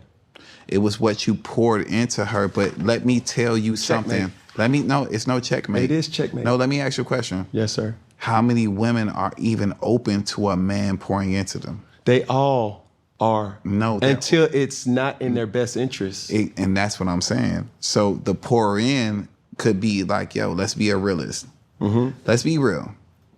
Yo, I fuck you 6 times a day. We go on a vacation, I fuck you 10 times a day. We're locked in, I'm pouring into you, you're pouring into me or whatever. But like, let's not say that infidelity is a bad thing and a breaking point in our relationship. A lot of women will say that's over. Correct. And a lot of reason why divorces happen is because of that. But you were the nigga that fucked 10 times a day when she met you. She fell in love with you for fucking her 10 times a day. So if you're going and you're on the road for 6 months out the year, them fucks is needing to still be. Ain't enough fucking lube in Diddy closet for that shit. That's facts. But you don't change. But she accepted you for you. Right. And women don't do that. Right. They accept for what it could be to look like. They think that they can be the difference maker. Of course, but as long as you don't, like, to me, honestly, embarrassment is probably like the biggest red flag in every relationship. Right. But men think that we're not embarrassing you because we've been openly and honest, and it still turns around to be embarrassment on the back end. But that's how she shapes and molds you, by having open communication and saying, baby, I don't like how that made me feel. See, this is the thing too. When we have our conversations, see, we put on our boxing gloves.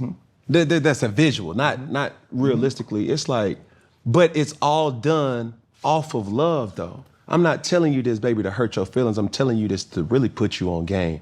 Because a bitch would never have a one-up on you.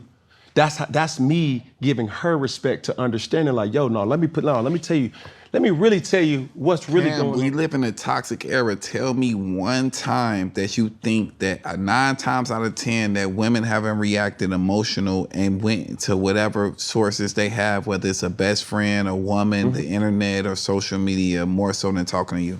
I don't think that a woman is ever really frustrated and makes a decision on a lifetime decision before talking to the man. I think they make that decision and then they talk to the man after the fact based on how the decision has really affected both of them, and then you come back and make amends. So in this era, not what we talking about. See, this is why going back to really understanding your partner, it don't matter how you want to drive this, conversation or where, it's really going to come back to the core essence of really what I'm trying to get you and everybody else to understand.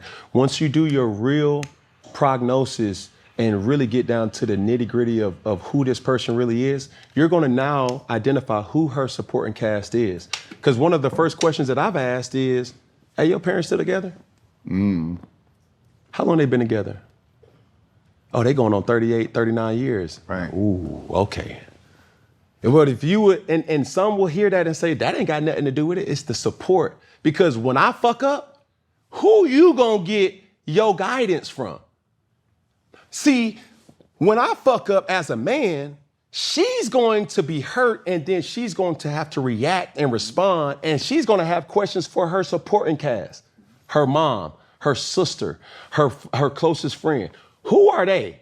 Have they, mom, sister, closest friend, or supporting cast, can they empathize to what you're going through?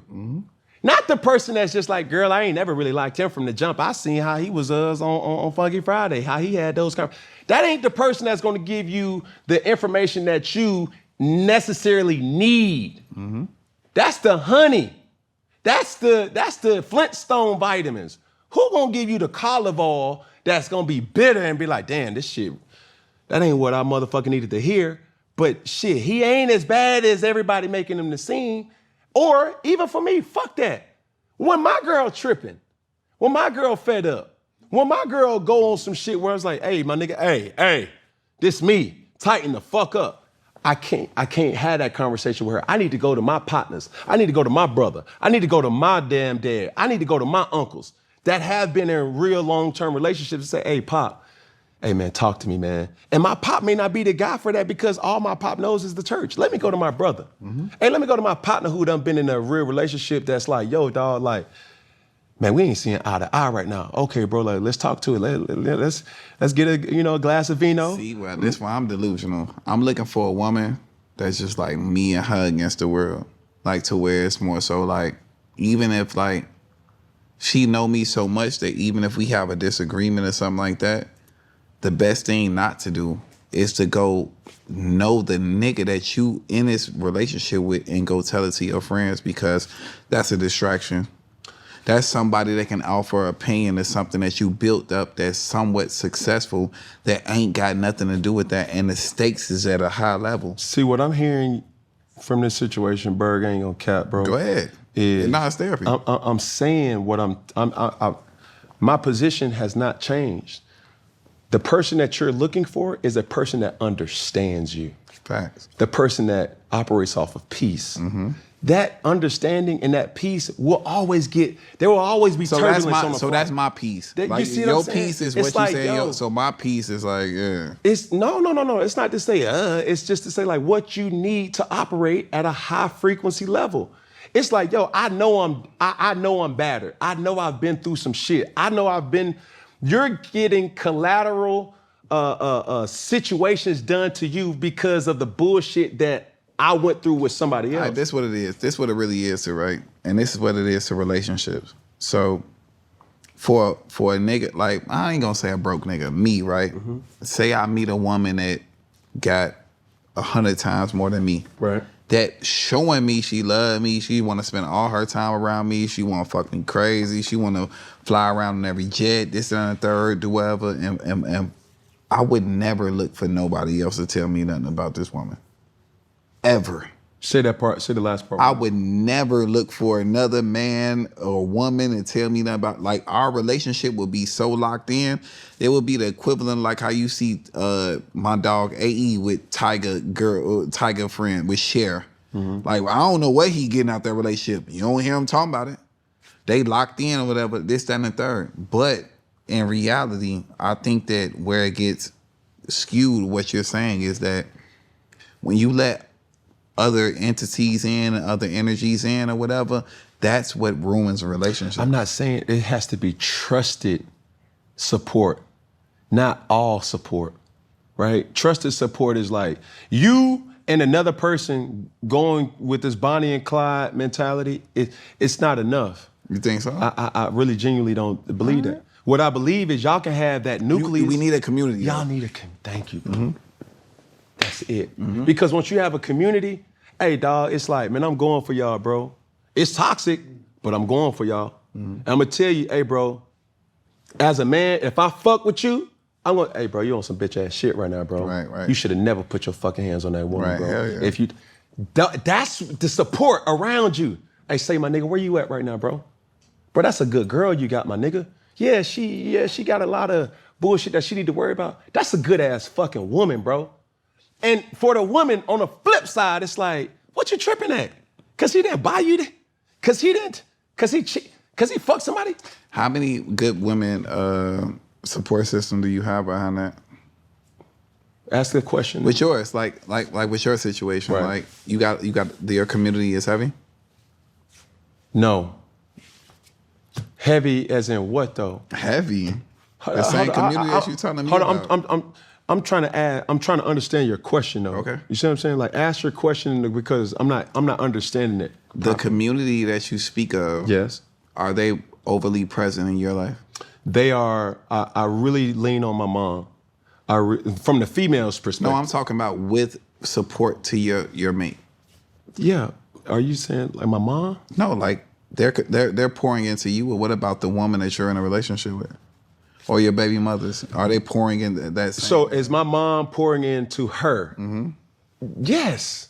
But it's your mom. I'm not Okay, not your mom. I'm talking about just a good girl. Like a her good friend. Yeah. I talk to her friend. Yeah. You see what I'm saying? You got a good friend, an ally in your situation. And of course, somebody's gonna introduce her by way, hey man, this is my partner. Hey, this is my cousin. Cousin, meet my girl. She's gonna say, hey, this is my best friend. Meet Cam. You see what I'm saying? And there are certain things when I'm not getting through to her, I need to go to the supporting cast. All right, I'm on your side now. I'm through like playing devil's advocate. I don't want to give you no problems. You see what I'm saying? Because it's like when I'm not getting through to her, and this is the cheat code. When I'm not getting through to her or she's not getting through to me, that's when the support cast is really there to like, hey, hold on. What y'all doing? Where y'all at? Because even for me, right? I'm in a relationship. I still have love for my baby mothers. You got to understand this because now I witnessed something recently. Right? I witnessed something recently where I was like, yo, where you at? Oh man, we got kids. You can't be doing this, not in front of the kids. Nah, fuck that. No. It's just me and her. And I'm the support. I'm the person that's holding her accountable. This ain't got nothing to do with do I want to have sex with her. This ain't got nothing to do with us having kids together. Right. This ain't got nothing to do with us, having our differences in the past. This is me genuinely as a person to say, you tripping right now. So how would you handle it if you were me? Let's move the goalpost a little bit. Let's move the goalpost. Okay. Like everything that you're talking about, a support system with women, and this and a third for a man that doesn't. So I'm your partner, and you're dating. Yes, that doesn't have kids. Right. That doesn't have anything going on that's successful or whatever. What would you be pouring into me? It's because you're the community. Right. Because it's not my position is not changing. Don't be a goofy. But go into a situation with no expectations. And if somebody is willing to conform to your expectations, bro, that's all you can ask for. If she, like, say for instance, you got like and I'm good on tangible, like, examples. If you got a 75% to 80% good woman, bro, that's a good ass woman, bro. That's without you. But what does that play into? Is that playing into looks? Is that playing into, because as men, we're visual, right? True. So like, are you advising me to say, yo, you get an uglier bitch, get you a 7. I'm not saying. Get a 7 that got some good pussy and pour into that. That's why you're trying to shape and mold because that's your truth. I could give a fuck about looks. No, I'm I could give a fuck about care pussy. About looks. You don't care about looks. I care about happiness. So you're not visual. I am. But the initial conversation starts from visual. No, you're trying to position my thought process to focus on looks alone, on pussy alone, and I'm not going to allow you to do that. Okay. Because You can have motherfucking amazing nights with the pussy and hellacious days with who that person really is. True. So that pussy can be motherfucking JJ Dynamite. And then goddamn, you wake up in the morning and she's bipolar. She's late, she's a leech. She don't know how to make your world peaceful. I was just asking visually. No, I'm here with you because I like where we at. Yeah, because the reality. Do you consider like the women that you procreated with ugly? Hell no. Okay, so what the fuck are you talking about? But that's me though. That's me. No, I'm not even gonna be. No, nigga. We won't. Yo, bro. Me and you can come out of here right now, right? You 3 years younger than me. Like we in the same race. Like I was like a fucking senior and you was a freshman or something, a junior or something like that. Bro, if me and you walk down the street and we see something that ain't visually appealing to us, I'm not even gonna look twice. Exactly. We see a fat ass, we gonna move. Right. Okay. So that's what I'm telling you, bro. It's all visual. That's cool. That's some of the issue. Right? That's like being visual. Let's look at it from the transactional way that you are trying to get this to do. Being visual, that's only 30%. True. It's a large chunk at the grand scheme of things. That's 30%. If that visual ain't even motherfucking, I'm not, don't even worry about it. You see it makes sense to you? Now, she's visually appeasing. That's 30%. Now you get to start talking to her and she's a dud. That 30% just got It's over. It ain't nothing to talk about. Now, to your point, if she's not even visually appeasing, I'm not even gonna pursue the other. Okay, but then she's visually appeasing. You get into the situation. She thinks she's your best friend. You work out and you move in the whole way like that and you overly commit to other things. And then because of your financial situation, she decides that she doesn't think that works for you. All women walk away from relationships more than men. That's facts. Like, I'm not the nigga that's sitting here like, yo, I don't like you no more. When we commit to a woman, we don't even really be like, I don't like you no more, because we already done understood what we don't like about you and we done overlooked it. We don't like that shit. No. Like, it's cool. You good money. So you can't say from a privileged position, because you've been through a lot of different things and you locked in with a girl that has the understanding and is on the same wave field as you, compared to a 2025 woman. It don't work. Like, we are in the toxic era. You just happen to have a woman that's not operating in the toxic era. If that was the case and you had a woman that would be operating in toxic era, she would be the girl that would be blasting niggas. That would be subsexual to all that shit, bruh. You just have a different stimulus package than everybody else has. Like, nigga, I'm dealing with bitches that's out here that's like, yo, I need a Birkin. Or, nigga, these are the mentality of a woman. And it's not to be one up on you or to win a conversation. It's more so like, look, my biggest thing is like, look, this is where I'm at with it.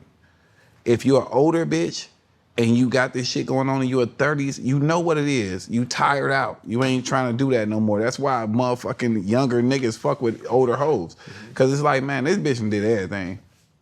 She sucked the dick the way it's supposed to be sucked. She go crazy. She gonna make me a motherfucking taco when I want it. Nigga, my bed gonna be made. Before I get out the shower, this bed gonna be made. This, and the third. She gonna provide other womanly qualities of this, and the third. But when you deal with other women that aren't as seasoned as your situation and what we were talking about, to get all that backlash and then ultimately say, y'all suck my dick, I'm locked in with my nigga. Name me how many bitches are saying that. Because you just said that embarrassment trumps everything. It trumps love. When a woman don't feel, nigga, it do. And you ain't gotta say it, I'm gonna say it for you. When a bitch embarrassed, she out the game. It don't matter what you did for it. She'd be like, I'll go start this shit again and take my kid that I got with you and try it again. Because my own ego ain't accepting that. So all I'm saying is that you're a very special man and you got a very special woman.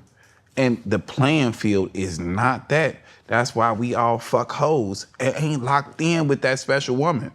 And you not gonna be able to know it on a red flag, green flag based situation. It's not gonna sit in front of you until you experience it. A woman could sit here and tell me, man, I love you. I'd never be on the internet about you ever, nigga, ever. Boy, you paying every bill, you do this, that, and the third. Boy, let that shit go up, and a bitch that's better than her, make her feel like she insignificant to the situation, and you want to fuck off with a better bitch than me, she will flame you. That's all I'm saying. You done? Oh, yeah. So basically that rant proves that I got a little special something. Oh, we love her. We love the queen. But what I'm trying to tell you, for you to have that, is this simple merit. Mm-hmm. Don't be a goofy. Never. Have an open mind to find somebody who has the willingness to, or it's like, yo, what do you need? Like, that's important. And men need to be men. But when I say that, woman, a man trying to lead you and you not listening, that is satanic. As well as the man. You want a woman to come into your life, or a woman to come into your life, and you don't listen to her? That is diabolical. So, hold on. You can't go to, because I'm about to bring us around, right? Yeah, bring us. With that situation, bro, all I'm telling you, bro, while you're single or if you may be dating, invest in your woman, bro. Of course. Pour into her. Not pouring into her with gifts and showering her with gifts like, yo, bro, like, fuck that. We about to go eat takeout. But when we eating takeout, baby, I'm about to really put you on game to how these men really think. You think this dude DMing you that he's a fan of yours is him really thinking that you funny? Bro, and I believe you 1,000%, and I say that to my women, and that's why you're so triggered, and that's so triggered by me, because they don't want to hear that shit. But it's the way that you, yo, bro, do you know what they want you to say? When they say, hey, schnookums, like, I want you to, like, let's go meet for a smoothie down the street, and I'm going to tell you what's going on, and hey, I love you so much. Like, bro, my approach, your approach, our approach to Dame Dash for the motherfuckers that want the Jay-Z. And that's all it is. But we say, and we believe, honestly, I don't give a fuck how I said it to you. As long as it was realness in there, it was genuine, it didn't come from a biased standpoint, then you should be able to accept that. But at the same token, we can dial back and say that differently, but that's just more of the presentation. I'm not changing my stance on this. Basically, what you're saying is what I have been saying. In a relationship, I want to feel understood. When you're understood, no matter what I say and how I say it, you know my intent. I'm not sitting up here saying that I'm calling my girl a bitch. I'm degrading her. I'm suppressing her. I'm doing this. No. When you're understood, you know, baby, you all right. Anybody who knows Cam Newton knows this about Cam Newton. He's not a morning person. He's a functional morning person, meaning if it doesn't require him to nod his head or shake his head or just... Talk to me after noon. You see what I'm saying? Talk to me after 10. Talk after 10. That's my rule. I can be in this office at 9 a.m., but it's one of those things, it's like, bro, I just need my time. My children are not morning. Like in the morning when I take my kids to school, bro, I play motivational speakings. I play vibrant frequency music that really allows them to think about their day. We don't talk really. You know what I'm saying? And then when they do talk, these are activities and things that I've implemented in my life that help me. So I'm gonna try to help my children. So with those things about being understood, I'm not just saying this shit just because it should sound good or it's supposed to be something that's gonna be clickbait. This is something that has worked for me. And being understood has its peaks and its valleys. It's like, yo, my ego has cost me a lot of relationships. I've been with a lot of good women. My maturity has understood that, bro, I can't fuck this up. See, but this what you saying. You finally accepted the fact that you've evolved and you evolved with someone else as a woman. But what I'm telling you is that a lot of people that you say these same thoughts to and the same thing because you're evolved, they not there yet. And that's why this shit gonna be viral and what we talking about. So there is a large population of women that there's more women than men on this earth. So if they not thinking the way that we thinking, and they not evolved at the same time that you evolved, then it's no way for it to be a match. So stay here. You were lucky. So stay here. You were lucky. So stay here. So this is what I'm telling you. While you want to make this married about visual, if you've realized that nobody is of that person that you're pursuing is not evolved, that 30% will never get to 40, 50. Oh, I'm gonna fuck with some ugly hoes. Listen, it's like, boom, as you see the 30%, like, damn, she fine. And you realize she's not involved, that's where the conversation and that's where the relationship stops. I'm gonna take a 7 and a 6 over a 10 that got some 5 pussy, and that is in a good mentality. And the way I say it, when I say hoes or women or bitches, I can understand it can be taken in the wrong perspective, and I'm not trying to preach that. But I will take somebody that's willing to play on their level, to play on our level, and we meet at a level playing field. So there's so much of me that I really want to say, like, yo, I want to take you out to fucking introduce you to women, but that's not even my life right now. Like, I'm so one-track minded, bro. I like to say this, is within the last 50 days, bro, I worked out 47 times out of those days. And I didn't want to post it. I didn't want nobody to know that I was going on this wellness journey because I needed to find myself. I've identified I'm going through a different phase of my life. And I need to get back to the nucleus of what got me to being me, that belief system. And it is by having a strong sense of tapped into your mind, body, and soul with working out. And I haven't compromised. Those 3 days that I've said was, 2 of those days was in travel. We was traveling from the Super Bowl. I didn't get an opportunity to do it. I could have did it, but didn't do it. And even with this past weekend was the third day. Was the second day, but the other day was out of respect of the death of my grandmother. And that was her funeral. Rest in peace. But for me, dog, it's like when I take that journey of really pouring into myself, the last thing, if I'm doing that, is to my life to be breached with toxic energy. You feel what I'm saying? So when you're with a person, right? When you're trying to find what your purpose is, you dig? The last thing you want is, man, why are we not doing it? Oh, why? You changed. That's the worst thing that you can hear in a relationship is you changed. Do you have any belief systems in a relationship for you? Like in regards like God, religion, or anything like that?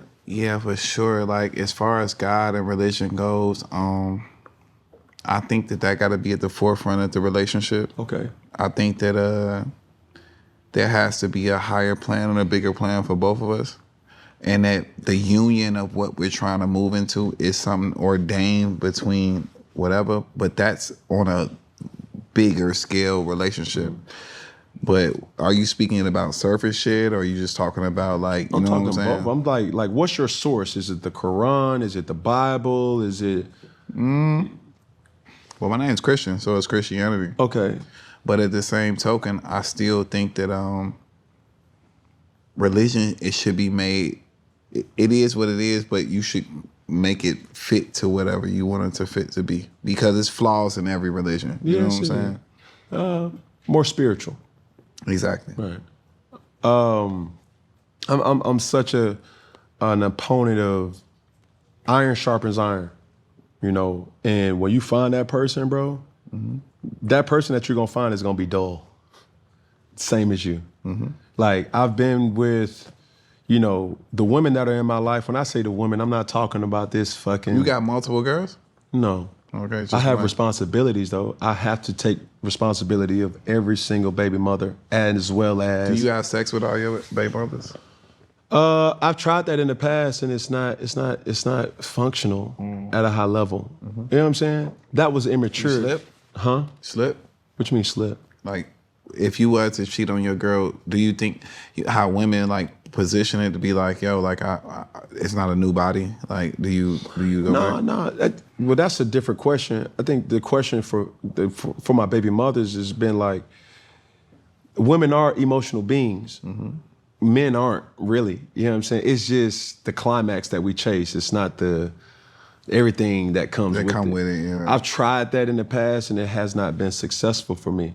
But my ego tried to strap them down and be like, no, like I want them to genuinely be happy. Just like I want my girl to be genuinely happy. Like, whatever that shit may seem, and somebody may see like, oh shit, this motherfucker got an open relationship. No, the fuck I do not. Right. The devil is still a lie, Monday through motherfucking Monday. Okay. You have a real relationship. They got a real fucking relationship, bro. But she has to understand this, and she understands this. I have a responsibility to take care of what is mine. No matter if one baby mama or two baby mama moves on, bro, I have to protect. This is how I'm raised. I can't speak for everybody else. How I'm raised, that's my responsibility, bro. Like, good. If another dude comes in your life, boom, he has to understand this. I'm still in her life to some type of capacity because we have a child together. And if you play with her, you still coming about to see about that. you see what I'm saying? I don't have to have sex with her to not play with her. It affect affect your child, regardless. You dig what I'm saying? I don't have to have sex with her to not play about her. And that's what I mean about responsibility. See, but this what people, and I think that relationships don't understand. That's what true love is. Well, no, for sure. True love is that no matter how intimate our relationship became to where it became overly emotional, that I could still dial back into that moment to where I genuinely accepted you and love you for that forever. And that's what real love is to me. That's unconditional love. And that's what I'm in pursuit of. And there's times where I go through phases it's like, bro, as a man, like I said, I don't know unconditional love. Except for me neither. I ain't experienced it. You know, I see conditional love. It's like, what can you get from me? And of course you love that. And that's the traumatic dealings that I've had with multiple people in my life, in my 35 years of living, right? So, you know, where you are right now, I think when I was in preparation, I'm curious to know what happened with you and Tink. Because y'all motherfuckers was really rooting for y'all to fucking win, bro. And I still want people to root for us to win. I think that, to be honest, we're not in a personal relationship, you know what I'm saying? But like, this what people don't understand is that we came together based off music. We didn't come together off like meeting each other personally or whatever. And we were able to pour into each other. And I was in a position to where like I was already in my career where I can like amplify things that we had going on. So I wanted to be a part of that. And I was genuinely invested into her because I love the artistry and everything that we got going on. But at the same token, I just think like the industry shit just took its place and ran its course or whatever. And we're still like super cool, but like we haven't really dealt with each other in a very long time. What do you mean dealt? Like y'all ain't been fucking? Nah. Like what? But why allow outside sources to affect something that I sensed was real? To be honest with you, when you're both in the same career space and guys, both of us are ascending up, you know what I'm saying? And like we both have a career to chase and this and the third, and the relationship wasn't built on a from the ground up. You know what I'm saying? It was built on transactional shit. Like the reason why we worked together because it was transactional. It was transactional for her to work with a lit producer, and it was transactional for me to understand her qualities and to get her to be a lit artist and to take her into, you know what I'm saying? So that's just really what it was. But what I do dial into is that we were really friends, and we still, I think that the root of the relationship is still being friends, and I'm happy about that. Now, granted, I'm just a different type of person. Like I'll take full responsibility in the fact that like I'm very judgmental. I'm very once you do something that I really don't appreciate, that I can hold that for a while, and that those are my things. And that with me going through therapy, I had to understand that my things shouldn't weigh on somebody else because that might be not their thing. Yeah. It is extremely important for a person to properly heal in order to be the best version of themselves for somebody else. Like you have to have self-awareness, self-love, equilibrium before you could be of value of somebody else. Like a lot of people think that they're assets and they're really liabilities. Yeah. Like, see, but I'm gonna be honest though, like the relationship that me and her have, like she is an asset to me. Like I really like appreciate her and I enjoy her. Like, but at the same token, there's just different. We're not peers. I'm 38, she's 30. We don't look at things the same. I can't expect a woman at 30 years old, and when I met her, she was 25 and I was 33. I can't expect her to look at life the way I'm looking at life. I'm way more experienced. I would hope that a person could take my lead on this and the third, but at the same token, when your life is progressing and your career is progressing, how possible is that? Okay, it's possible with this way. Right? And I don't know you guys' dynamic, but there's somebody that can, it may not be, you know. It's not, that doesn't exist because we're the boss of our own thing. Yeah, but what I'm saying to you is when that person is ready, when you have that person's ear and that person's heart and vice versa, you can pour and say like, yo, babe, like this how we moving. Like this, you don't do that. Right? And vice versa with her, because I don't want to just speak from the man's perspective. It's from the one. It's like, yo, when you creating this type of content, like shape it this type of way. Ben, we did that for both of each other. But the reality is that at times when we both wanted to be something to each other, we weren't ready to be it. And that's just the reality of it.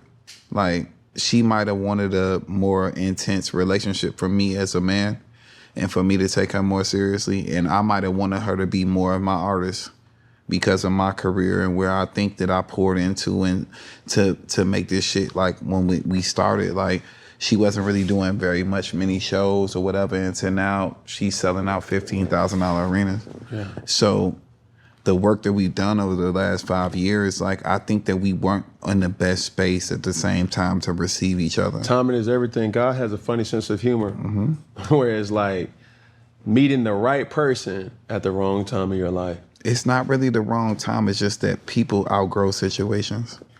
And I think that what we have intact or whatever it is just like, I want it to be a model situation because a lot of people have certain things and trials and tribulations on internet and they're not able to still continue and work with each other and like do different things. Like I got enough respect for her to know that she's from Chicago and that she's influential and that she can inspire the next shit. So I would never give up on that. Yeah. And I'm gonna fulfill whatever I'm doing. But at the same token, the reality of the whole situation is that when we set out to do things, we had different goals. I think that we both had a very much close love to each other, and she had a vision on certain things, and my vision was the different thing. Did y'all talk about this though? I don't think that is. I mean, of course we talked at the time. I'm not talking. We talked about it and probably will still talk about it until the day that we die.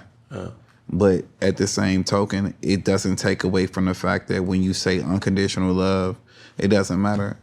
Because the thing is, and I speak for a lot of men in this situation, because in the circumstance, we don't always become the best communicators until the circumstance is over with. And knowing what I know now, it's like, yo, not to say that I want old relationships, but it's like my ego or my I be damned was like, man, fuck it, you played it. You tried it, motherfucking. You gonna figure out the day. No, and I didn't have the words to be able to say, you know what, shawty, like you hurt me. No, I got all the words. I've been saying these words from the beginning. Okay. We're not peers. Like I'm an older influence in her life. Like I'm really like not necessarily like I'm her big homie. I've been a person that brought her to different deals and we elevated together. But at the same token, I'm just such a headstrong alpha male that I'm not going on no type of level. And the energy that I poured into her and gave her, you know what I'm saying, a lot of game and a lot of wisdom and all of this and that third, she might not just be going for that shit either. And I think that the beauty of the whole thing is that we've been able to make great music. We've been able to get millions and millions of shit, your streams and whatever, you know what I'm saying? We'll have plaques together. We have all this stuff, different stuff, but there's no, like, from my end and my perspective, we're still doing an album right now. She's about to drop her new album. Her first single will feature Bryson Tiller. We're not nothing.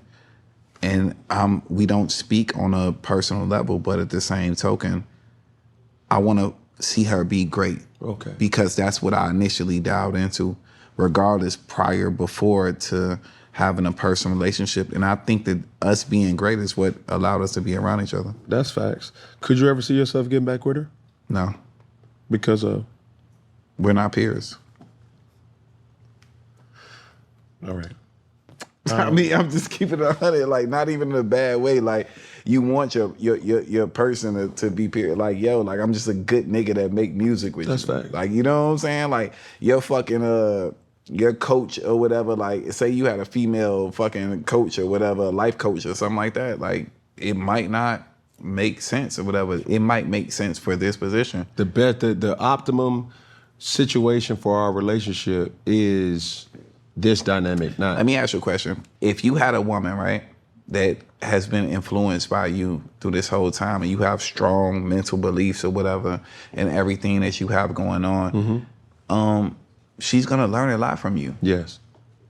She might not be the person after you tell her everything that's going on, you know what I'm saying? Just like how a woman might say, I never want you to lie to me. And then you tell her everything, she might understand at the end of the road that might not be the place. You know what I'm saying, for her. That's beautifully said. Yeah. But do you see yourself ever getting back with any one of your old flames? Well, that's not an old flame for me. No. I'm past her. I'm talking about just... Yeah. Well, no. I don't have old flames. Like, shit.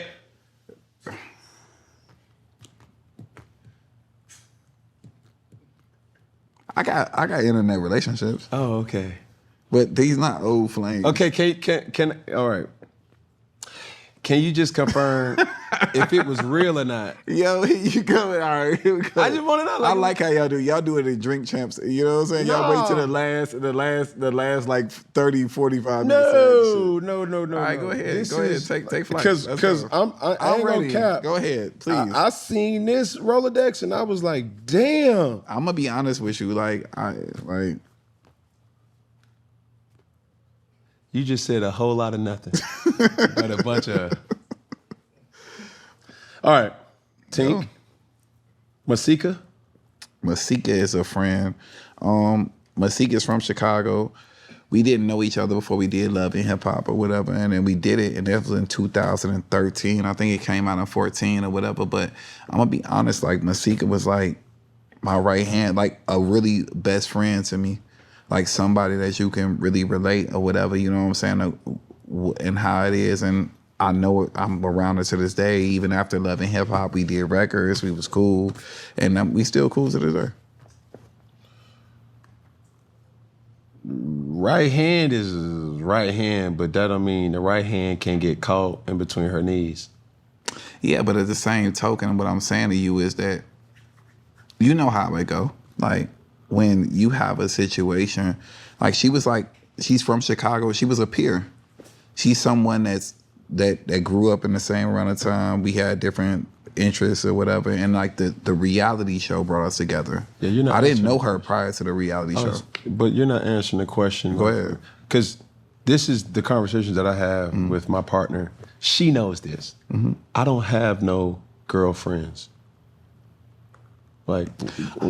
Well, that's a lie, because at the same token, at that time, I was dating another girl that was on a TV show, and she was just really my friend. And we had no physical, we had no pussy, dick relationship or none of that shit going on. I was dating another woman that was on the show at the same time. Okay. That's probably in a list of women that you're going to say to me. Bet. Corinne Stephan? Man, Corinne was like a really good friend. Man, nigga, you a friendly motherfucker, boy. I ain't gonna lie. Like, I ain't gonna lie. I think she might be one of the most accountable women I ever met in my life. Like, she was so evolved. Like, she knew what it was. She knew what was going on. Like, and what was it? Man, like, we had a thing. Like, we had like a little vibe. Like, it was so scary. Like, to where like she would be like, she's so crazy. Like, man, Korean, please don't judge me. Please don't say nothing like this. But these, like, I was a young nigga and like you put me on shit. Like, she would be so creative and just so like, bro, like, she'd be like, meet me at this bar on North Hollywood, and this, that, and third. I'd be like, where? And I ain't had no money or nothing. I wasn't like lit or nothing like that. I was just really revamping my career. And like we'd go somewhere and it'd be like a dive bar to where there ain't no black people in there. And we'd go in there and we had 2 drinks and she'd be like, what you doing? And then she'd go fuck me in the bathroom or go fuck me in my car. And we'd go home together. Like she was just like the most like incredible, like fucking like, she was just like what you would want a woman to be that didn't have that type of history or whatever. Like if you, like she was so creative. So this is where I put people on game to understand this about the relationship, whether male or female. Everybody wants to be put on something new. And that's not me saying somebody want to be bought something new. So a relationship is all about experiences. The relationship that exposes or experience, like you have the most experience with, is like those are the ones like, yo, boom, because like your eyes just like blew my mind. And I still think she's a great person. I think that she had like some of the most intellectual conversations with me. She was more like, she was more seasoned than me. She had a lot. Could you take a girl like that serious though? No. Why? Because I'm a judgmental man. It's the same way that you would say, like, because you date a stripper or somebody, like, ain't no way that a nigga could go see your hole inside of your pussy for $2 or interest fee and I'll fuck with you. That's heavy. Yeah, and you gonna try and hold me to another standard? I appreciate that. Oh, for sure. Joy. Not in a bad way, nothing. Like, I think that we were like super like tight. Like that's my dog. Like we were really like best friends. Like, but we met each other on some like super young. So you have to, because like it's a little like, I just want to know, did y'all fuck? And then you can explain the rest. Like she was my girlfriend. Okay. So when I met her initially, we met and I was super young and I was like young Berg. And like she was around me from that and she wasn't into that situation. And I do, like, I never really say her name when we talk about shit, but here's the reality of it, right? I didn't talk to her for a very long time. My life went on, her life went on. She had a child with Bao, who I love, like, I love. That's your partner. Bro, I love Bao. Bao, new single featuring Chris Brown coming out, I produced it.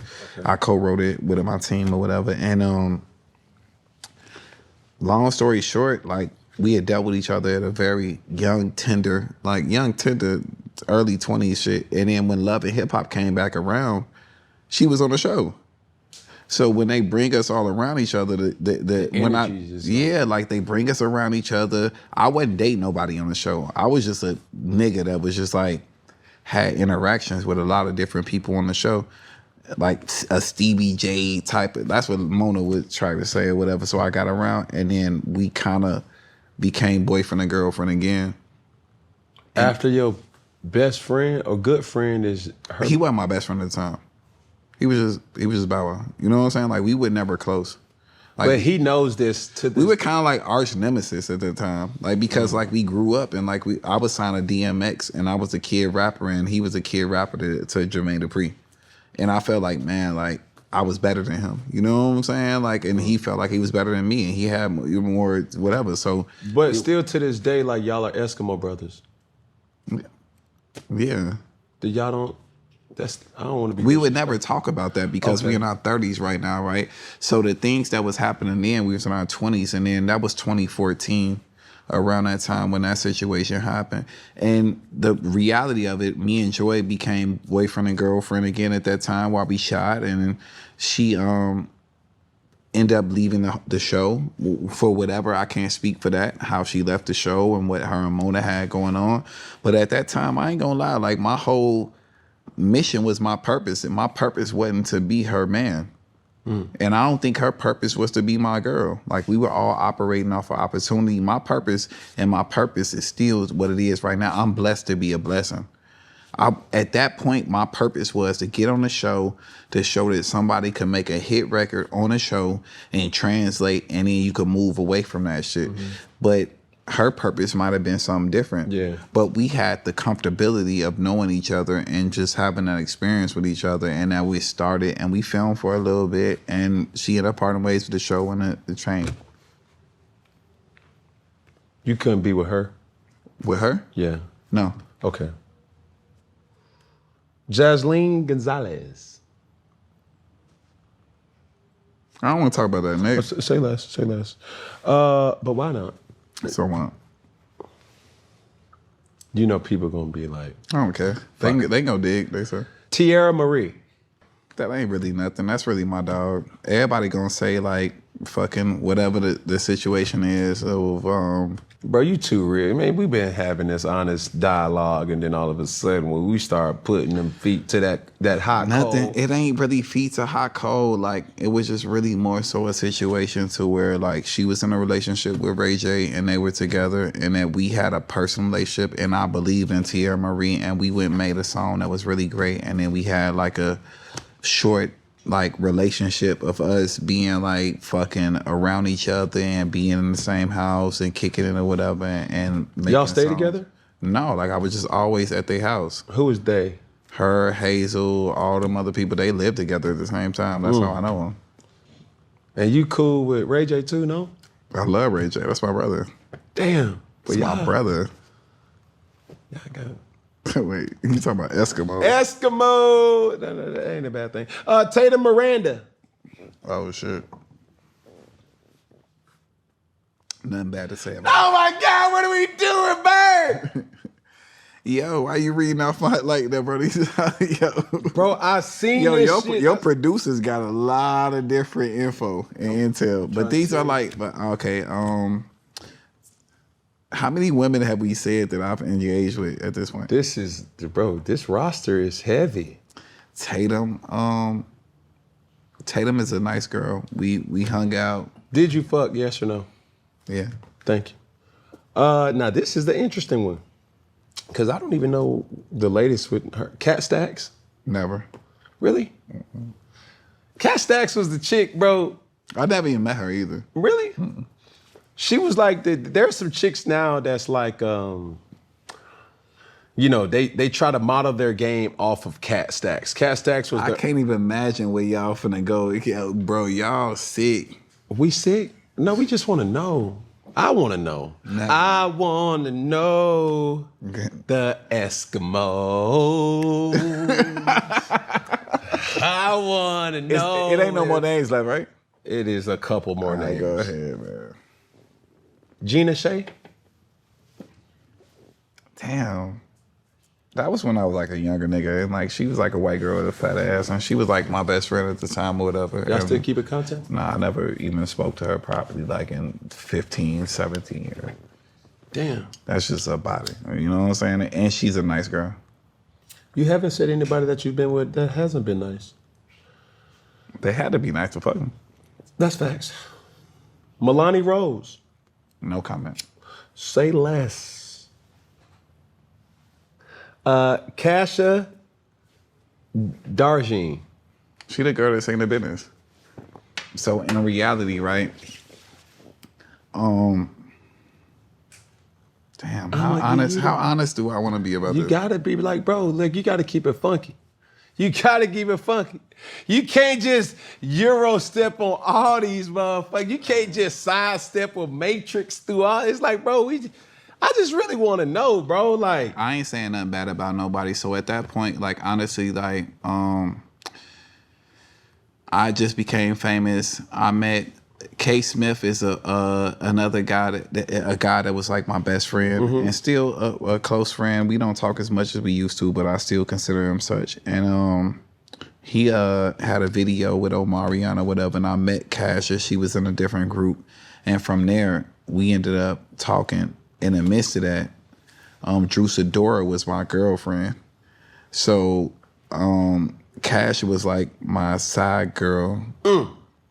And not in a bad way, but like to say it, but like I was just like a evolved man at that point, and I wasn't in a good space.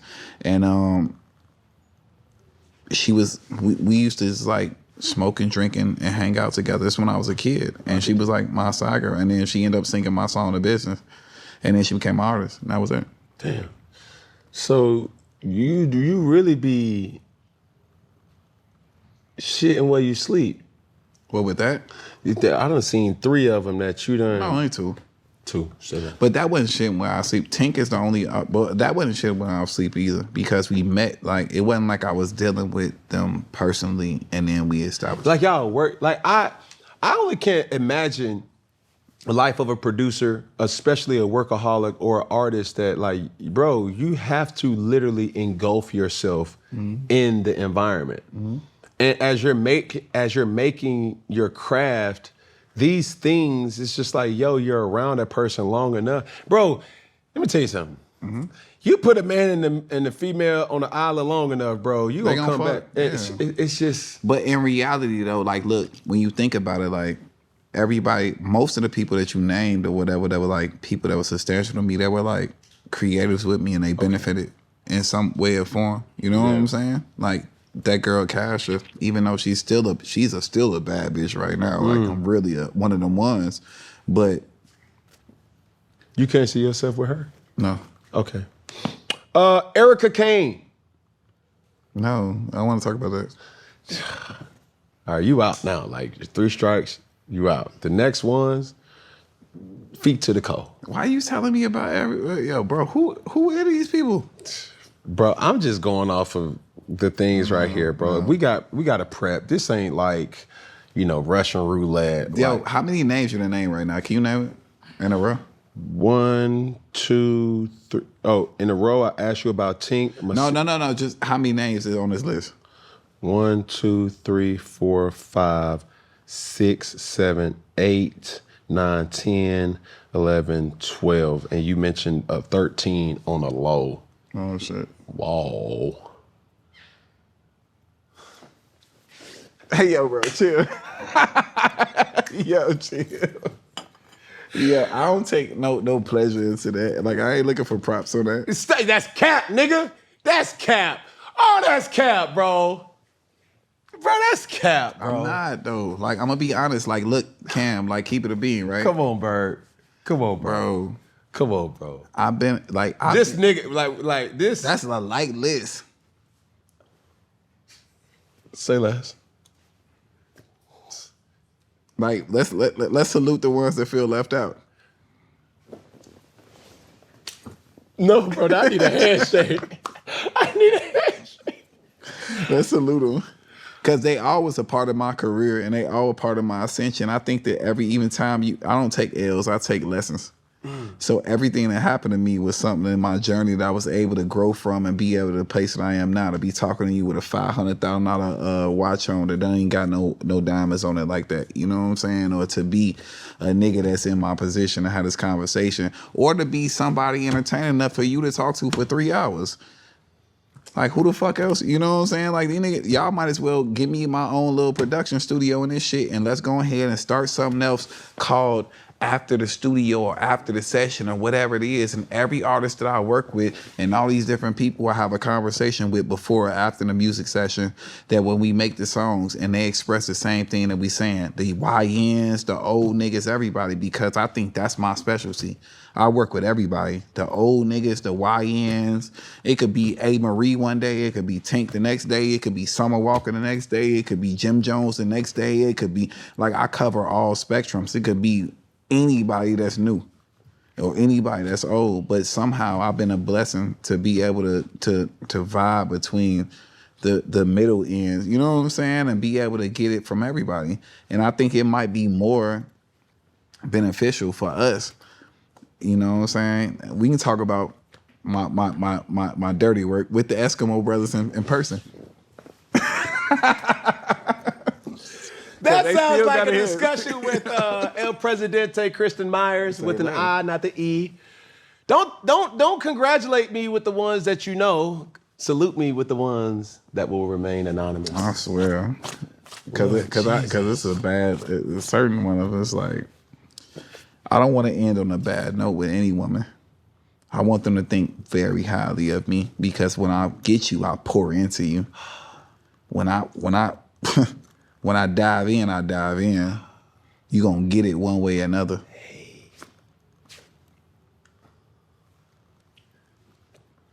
City niggas is up right now. Yeah.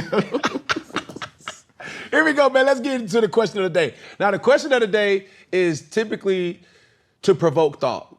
That could be on topic, off topic. It could be used by the viewer or anybody else, and it's typically something that we haven't really pretty much covered. But since we're on a lot of discussions about relationships, Berg, I want to ask you the question of the day. What's the ultimate sign of disrespect in a relationship?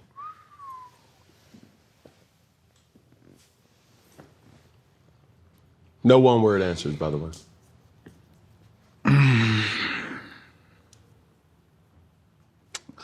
For me, Yes. I'll go into the internet. That's the ultimate sign of disrespect. Yeah. Explain. It's both handed. Okay. Because if you go in a good place, you put 50 million people in our business that you don't like. I'm gonna be honest. Like when you operate at this high level or whatever, like it's women that I don't even know that like knew me or experienced me or whatever from 20 years ago. Like you putting everybody into your business, and then when you put it in on a negative level, you know what you're doing too. Because a man is prominent enough to have something to speak about on that level. So you're saying a woman out of spite. Yeah, I just don't like an internet bitch. It's over. It's like calling the police, especially when ain't nobody did nothing to you. That's hard.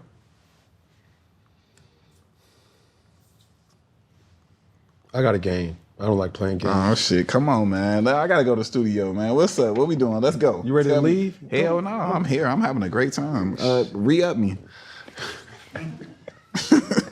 Shit, a re-up gonna lead with another bathroom break. It's gonna lead up with a shit. Love it. Fuck it. All right, here we go. Name of this game is called Name That Song.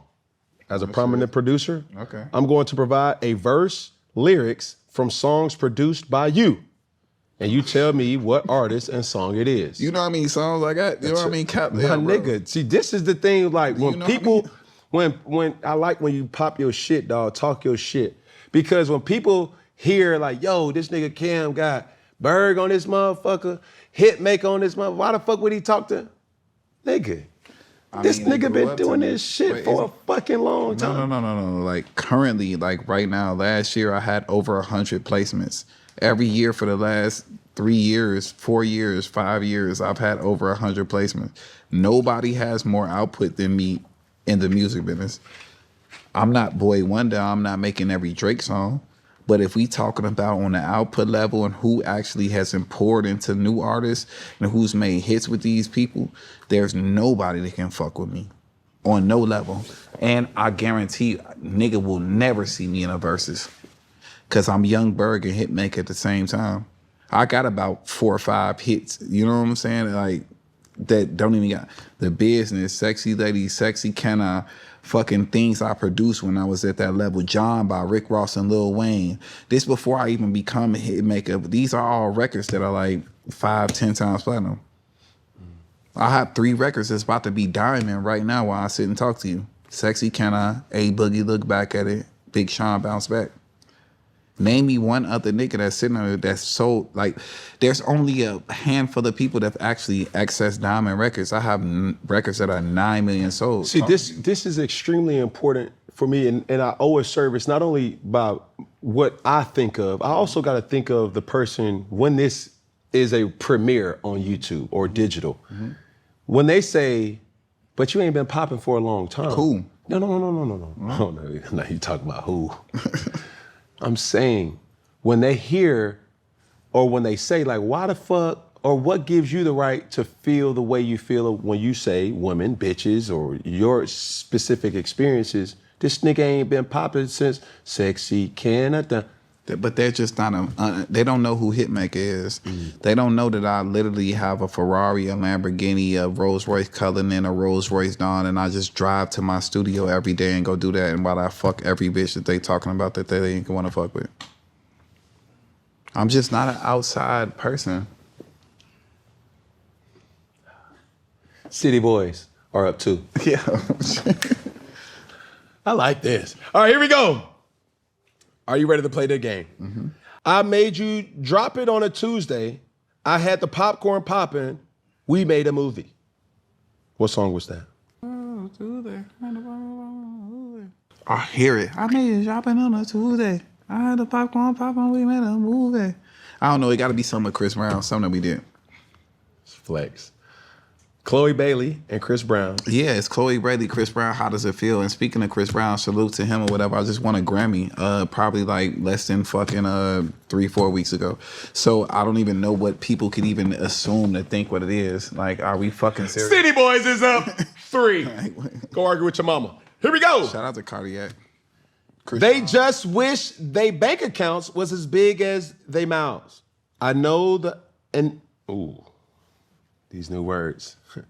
They just wish they bank accounts was as big as their mouths. I know the animosity really be curiosity. You gotta tell me that. I don't know. It sounds like something we said though. Corday and Eric Bellinger. Ooh, oh, that's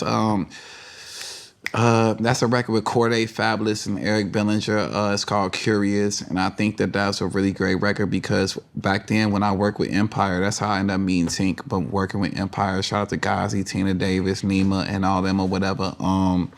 That's Eric Bellinger's biggest record that he's ever had at radio, so I'm a part of that. There ain't nobody that can say these type of shit. These niggas ain't pulling like that. Come on, dog. Like you have to sometimes.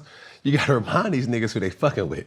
Because sometimes people will be quick to forget who they fucking with. And then when you bring out your receipts and you look at their little receipt and just be like, burst your bubble. My receipt long as a Walmart one if we went to the store together. Oh, I could dig. Put you on a plate. Now you my entree. I can't wait to make you my fiance. That sound like me saying some shit over me and Krishan. That's like a nasty eating pussy reference. I don't know who that is though, cause we like eating pussy. Like we advocate for that. Go ahead. Wyatt Finn Lucci? Yeah, free Lucci. I love him. He's already free. No. It's free now, but like free the record. Oh. I'm about to go see Lucci when I leave here talking to you. Tell that nigga to free the record. The record about to be free, and once the record free. Number 1. Every time me and Lucci did a song, it got a plaque to it. Tell Lucci, can you? He got to come here. It's mandatory. Yo, bro, like please, that's easy. Trey Songz as well. Shout out to Trey Songz. Wyatt Finn Lucci featuring Trey Songz all night long. Mm-hmm. All right, next one. Top down on a dawn like I'm used to it. Praying you make it home like I'm used to it. That's Ariana Grande saying that. So the funny part about that whole story is that me and 2 Chainz had a record. Shout out to 2 Chainz. Yeah, my artist was singing it, and I think Ariana Grande kind of like took the aesthetics from a 2 Chainz album or whatever, and that they were doing, and they had a conversation. And they come to like a real understanding, and Ariana Grande sang that to 2 Chainz first single, and that's platinum as well. Like I don't even think that you said a song that doesn't have a plaque to it. I hope I don't. Oh, you won't. I'm 200 million plus old. Big body rolls give me road rage. Swerving in the Aston Martin. Oh no, that has a plaque to it, and that was very. Shout out to Ace Red, shout out to Junior Genius. That was very influential on me because T.I. has always been someone that's been like very big in my career. I think that like when I was ascending in 2007 and 8, he was already the guy, and I turned into like a heartthrob nigga. Like I never forget we was doing Russ Park morning show tour, and we was in like DC, and like T.I. was on stage, and it was like. Young Berg. Like the little young girls really was feeling me. Yeah. He like, I understand expeditionally. Yeah. The young girls, when you want that, he was still in that bag, but at the same token, he ended up spinning back, and I was allowed to executive produce the album called Libra, and that song was the song that I created with Ace Red, and then Little Baby ended up doing a hook for me, and for him as well, and it's called Beg Your Pardon, and that song has a plaque to it as well. Bro, Libra was so tough to me. I executive produced the whole album. Bro, I did not know that. My negligence. Him and his son. That shit was crazy. It was epic. It was very inspirational. Bro, and that put me on Damani just on some, no, you want some next level shit. Man, I love Tip, man. If I could say somebody that's like a real like man's man, I would put him in that place. Hey, that's honorable for shit show. Oh, that song, Yes You Said, Beg Your Pardon, T.I. featuring Lil Baby. Got your ex nigga calling, but he can't do much, cause you with the kid now. Hold on. I think I know that one. Got your ex nigga calling, he can't do much because you with the kid now. No, this is two. I don't know. That sound like Meat Mill. That sound like Meat Mill. Dangerous. Got your ex nigga called because he can't do much with the kid now. LMA booed up. Yeah. So a lot of people don't know about my journey. I think that we jumped into a whole different thing about relationships and shit like that. Like, so look, from me being young Berg, when I flipped to Hitmaka, like, I really started doing a bunch of shit, and that's when the love and hip hop and all other shit and these other different random women you could say. But like, I was really on my journey. I realized that I made good music, but niggas didn't want the music from me. So I don't know what it was, but I just was like, I had the wherewithal to say, oh, they just ain't fucking with me. So I changed my name to Hitmaka. Actively, Rico Love, a producer, was like, yo, bro, you should change your name. I'm like, what? Really? Yeah, but you know the equity you put into a brand or whatever, like the millions of dollars in marketing. I'm like, I'm Young Berg. They like, man, change your name. Change my name.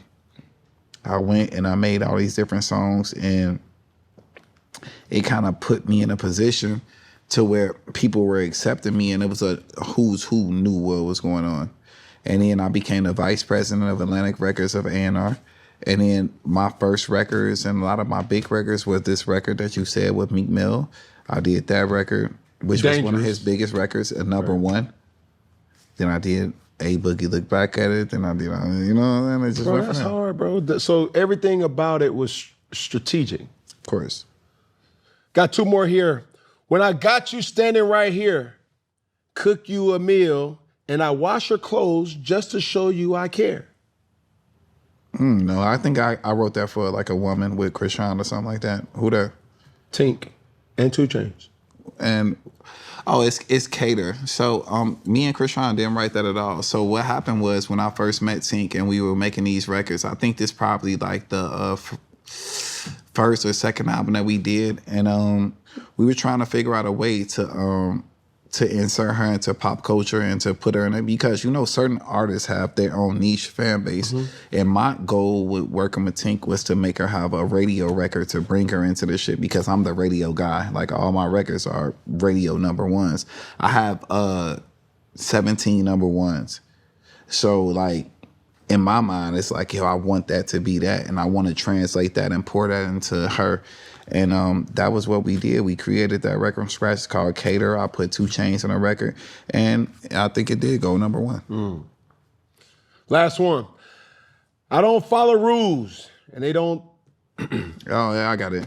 That's G-Eazy, Yo Gotti, there's a couple other people on there, Wabi and Amir, but like that record is also multi-platinum as well. And that record was just something that we created. Like, a lot of people don't understand that the way that I operate and I work as a producer and a songwriter with my team is that every song that you just named on this shit was a song that I created with my team before they came. The words, the lyrics, the demos, I can play you every demo to every song right now. Like, yo, it's me and my people making them. So you got a writer, you got a beat maker, you got... Well, yeah, but it's not really me being Quincy Jonas. I'm still a fucking artist myself, so I'm picking the beat. I'm writing the song with someone or whatever, and there could be random times where somebody just presents them to me and I just overly love, but I'm like wrapped in between every fucking seam and thread of the hit record. I respect it. We're going to talk to the crew now, but this is a very inclusive situation where I want to know. I'm open. You dig? Yeah, because I already know. I see the ladies over there.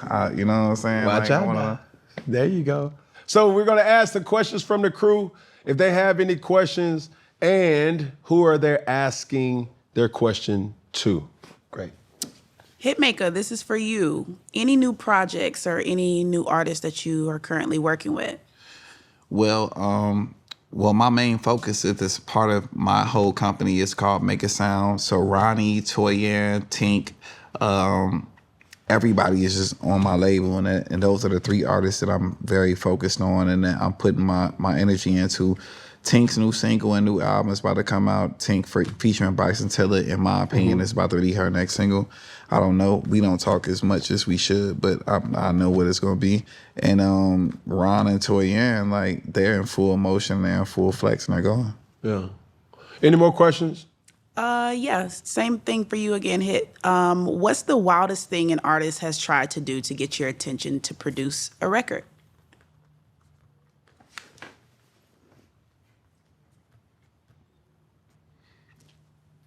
I don't know, probably fuck. Say she want to eat something up.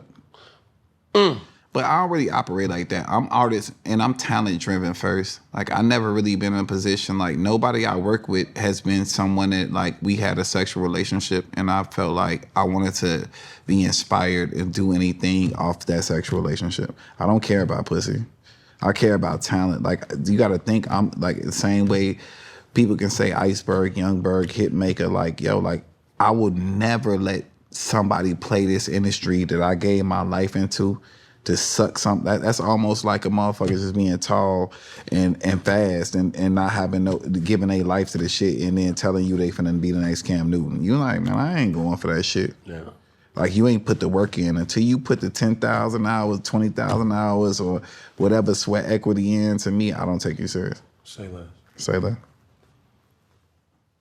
Good Money, Hitmaker, Iceberg, Youngberg, Mr. Berg, Mr. Christian, Mr. Warp.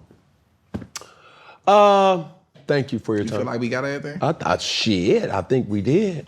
And some. Shit, I think we answered all the questions that we supposed to. You was on your last strike, so you know what I'm saying? I would have hated to bring somebody else's name up and then you had to really answer that one. Nah, I wanna. Can we reverse it when I do my show or whatever we figured out with your network? Can I come and ask you all the bitches that you fuck? See, you gotta know. All right, whatever. Listen, now if you ask for names, that's what you did though. No. I had names. No, I'm gonna give you 13 too. Say less. All right, say That'd less. be hard to figure out. But if you do that, boy, nigga, I'm gonna find a bitch. now let me tell you something. Because right there, see one thing about me, I'm a roach. You missed a few though. I'm in the crevices you with missed mine. a few, some work. That's why you gotta keep the, you know what I'm saying, the ambiguity still like, for sure. Motherfuckers be like, who the fuck he talking about? Oh, he was really, them comments gonna go crazy. And can I be honest? Salute to any woman or anybody that I spoke about this. That's not my like perspective on you or whatever. Like, it's my perspective about how I feel about what I'm projecting. But anybody that was in my past, I want to give grace and understanding to, and know that I respect you and I appreciate where you're at in your life. As we end things here on Funky Friday, we gonna start with this camera right here. We ain't gonna go to this camera right there, right. And then we're gonna finish with this camera right there. And when I say all together, we're gonna say one love. When I say all together, we're gonna say one love. When I say all together, Bird, we're gonna say what? One love. One love. All right, I'm gonna give you an example. We're gonna start here. And that. There you go. We're gonna do one finger, one pinky, one thumb. And when I say all together, we're gonna say one love. You ready? Here we go. One finger. One love. Oh my God. Right?